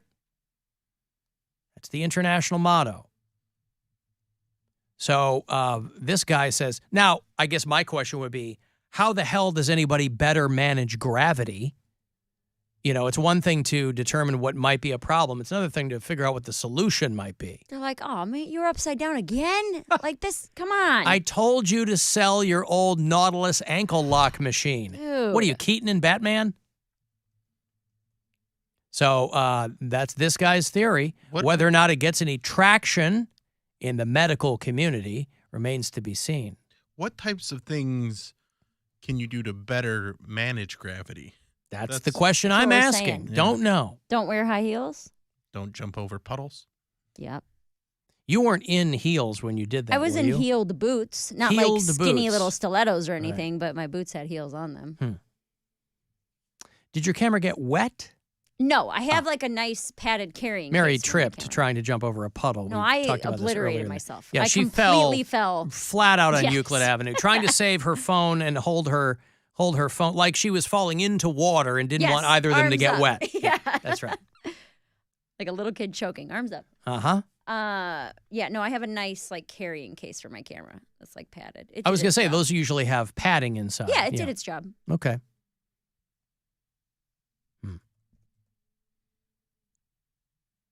Well, Big Ange was the best, somebody points out. Poundcake, did you R.I.P. Big Ange, I guess. What'd you say? Did you text the show? No. No, he's already said here that Big Ange was the best.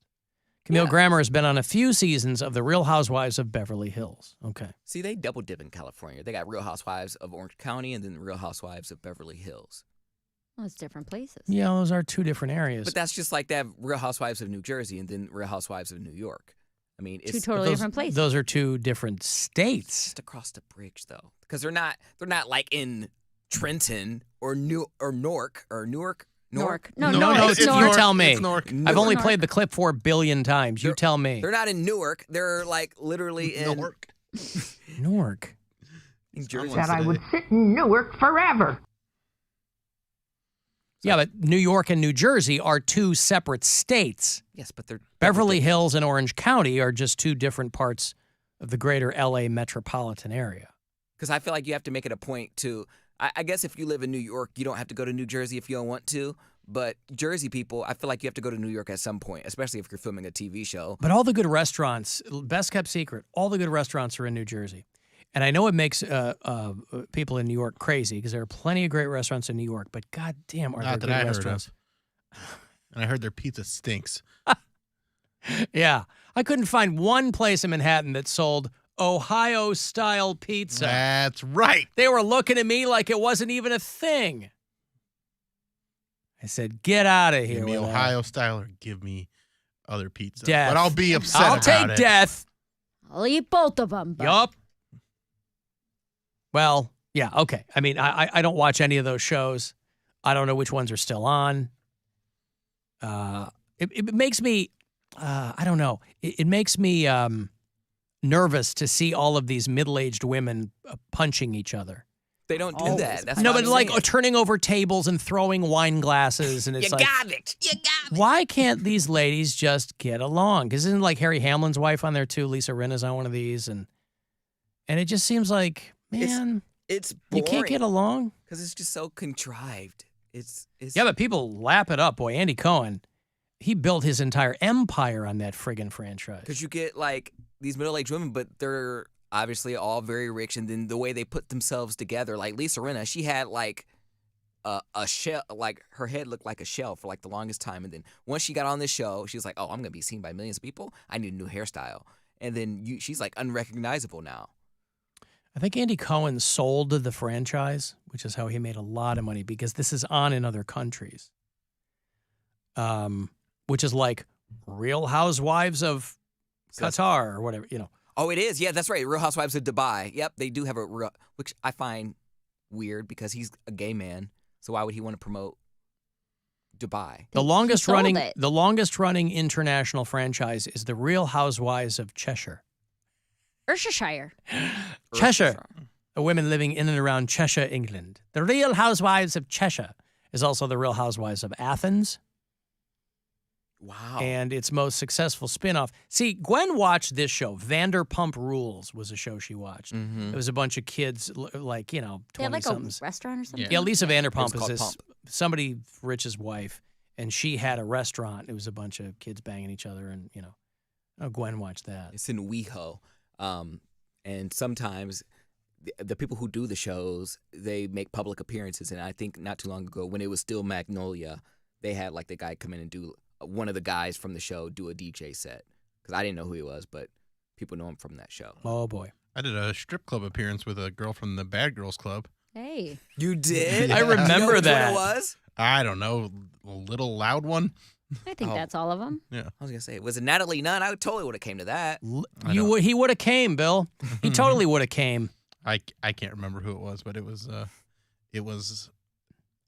Ripsy Terzian? I don't know if I'd remember if you said it. Deanne Witt? Tanisha Thomas? I like how they give them all nicknames. This one's the instigator, the narcissist. I'm the fire starter, the firecracker, the narcissist from Pittsburgh, Pennsylvania. Tiffany Torrance Davis, the warden. Yeah, okay. Yeah, I don't, I'm not, I didn't realize that there were that. I thought Bad Girls Club is something that was on for like 2 seasons. There is an ass load of women's names on this list who've been on that show. It had like 11 seasons. Holy Christ. Yeah, like 17 cycles. I didn't know it started in 2006 I either. thought it was on for a couple of I used seasons. to watch that show. It was so inappropriate. Like, So what's the difference between that and one of these housewives shows that you famously don't care for? because I told you the Housewives. That's why I love. I love. He likes it more ratchet. I'm curious. Okay. The Housewives shows there are no fist fighting. They flip tables. They call each other bitches and say. Oh, you want them knocking each other down, pulling their hair. You Yes. want like world star reality television. Bad Girls Club. They literally would drag a girl by her hair and throw her into the pool. Like they were. It was madness. I've never seen anything like that on television. And they had like a lot of uncensored stuff too, because it was on Oxygen. So then it wasn't in like the safe. It was like on Oxygen at like 10:30, 11 o'clock, right after like Safe Harbor. And they would show boobs sometimes. You see them like banging some random guy in the bed, like uncensored. I was like, oh my God, this is lit. And then I think honestly people complained because people's lives were getting ruined. People were literally getting concussions and having like part of the scenery fall on them. Well, yeah, they have to sign like a 15-page waiver. Yeah. It's like watching Wipeout. Like Except someone else is pulling you around the room. At the reunion, it was just like a death match. Like people were on there throwing couches and stabbing people. And I think someone got hurt, and so they discontinued the franchise because it looked really, really bad. Interesting. Because there have been a couple of breakouts like that. Natalie Nunn. Bethany girl had a Bethany. TV show. She had like her own talk show for 5 minutes. You're talking about Bethany Frankel. Bethany? Bethany Frankel. Man, it looks and like- she's on Real Housewives. Yeah, Bethany. Okay. I mean, that's what it looks like, right? And then the girl that was in Escape from Witch Mountain, isn't she in there too? I don't know who you're talking about. Oh, God. Kyle, Richards? yeah. Wasn't she in Escape from Witch Mountain 100 years ago? Some of you Gen Xers will tell me. That is the Real Housewives. Okay. I'm talking about Bad Girls Club. Oh, my God. I can't tell these things apart. Bad Girls Club is still on. I mean, Real Housewives is still on. Okay. Bad Girls Club is canceled indefinitely. Kyle Richards. Oh, her sister was in Escape to Witch Mountain. Oh. Carl Richards. Her sister, Carl. But like Paris Hilton's her niece. So she's in that whole family. Oh, I see. Oh, she's a Hilton? I didn't know that. Well, apparently she is. See what you miss when you don't watch these shows where there's no hair pulling Poundcake. Imagine being like actually there was a reunion show. I saw the clip of I think Portia got her hair pulled by like one of the African American girls on the show, and it was like a big controversy. And Eddie was like, "We don't do this on this show. No one touches each other. You guys can say what you want, but we don't touch each other." And she got banned. Doesn't it get monotonous, though? I mean, watching these shows, I assume maybe a season is 14 episodes or something, unless those are shorter. But doesn't it just get monotonous? See, like it's the same thing every show. But that's the thing. That's why I don't like that one, because yes, it is monotonous. No, I mean even the track pulling one with a ratchet. No, it's Really? always entertaining because I always learn some good catchphrases from that. Such as? I ain't get no sleep because of y'all. Y'all bitches ain't get no sleep because of me. And she would. That's a catchphrase? I've never heard anyone else use that phrase. I mean, a catchphrase, to me, implies it's taken off. Makes its way into the popular vernacular. But he doesn't want it to be in the popular vernacular because he wants people to think he came up with it. I didn't get no why would I sleep. tell Well, no, you? he just told me. I didn't get no sleep because of you. You bitches didn't get no sleep because of me. Yeah, because they kept waking her up, and so she was banging pans. Yeah. That was Tanisha. Tanisha also said the nothing like a nice tall cup of juice to calm your nerves. Oh, no. So you did steal it from a show. Oh, except we got him on that one. No, I said that. I don't remember that, but I'm sure he came clean on it. But It's not stealing. She put it out there. Like if someone says something on this show, people repeat everything, the stupid stuff I say all the time, and they're not stealing it. They heard it from somewhere. I'm giving them props because So it's an homage. I also think that a nice tall cup of juice calms your nerves. She was just the first bitch to put it in the terms that I like. In language terms. In language terms. That's a pound cake. Had to be a ratchet way. And I was like, yes. All I right, do feel now a it lot, makes sense. I feel a lot more complete after I have a nice, tall, cold cup of juice. Huh. And Tanisha was... And what kind? So they really were bad girls. Now would they drink someone else's juice? No, that would be the ultimate bad girl move. No, but what happened was because they knew she drank juice. This is so funny to him. can't He's stop. pre-laughing. Because they knew that she liked a nice tall cup of juice, they put hot sauce in it. And so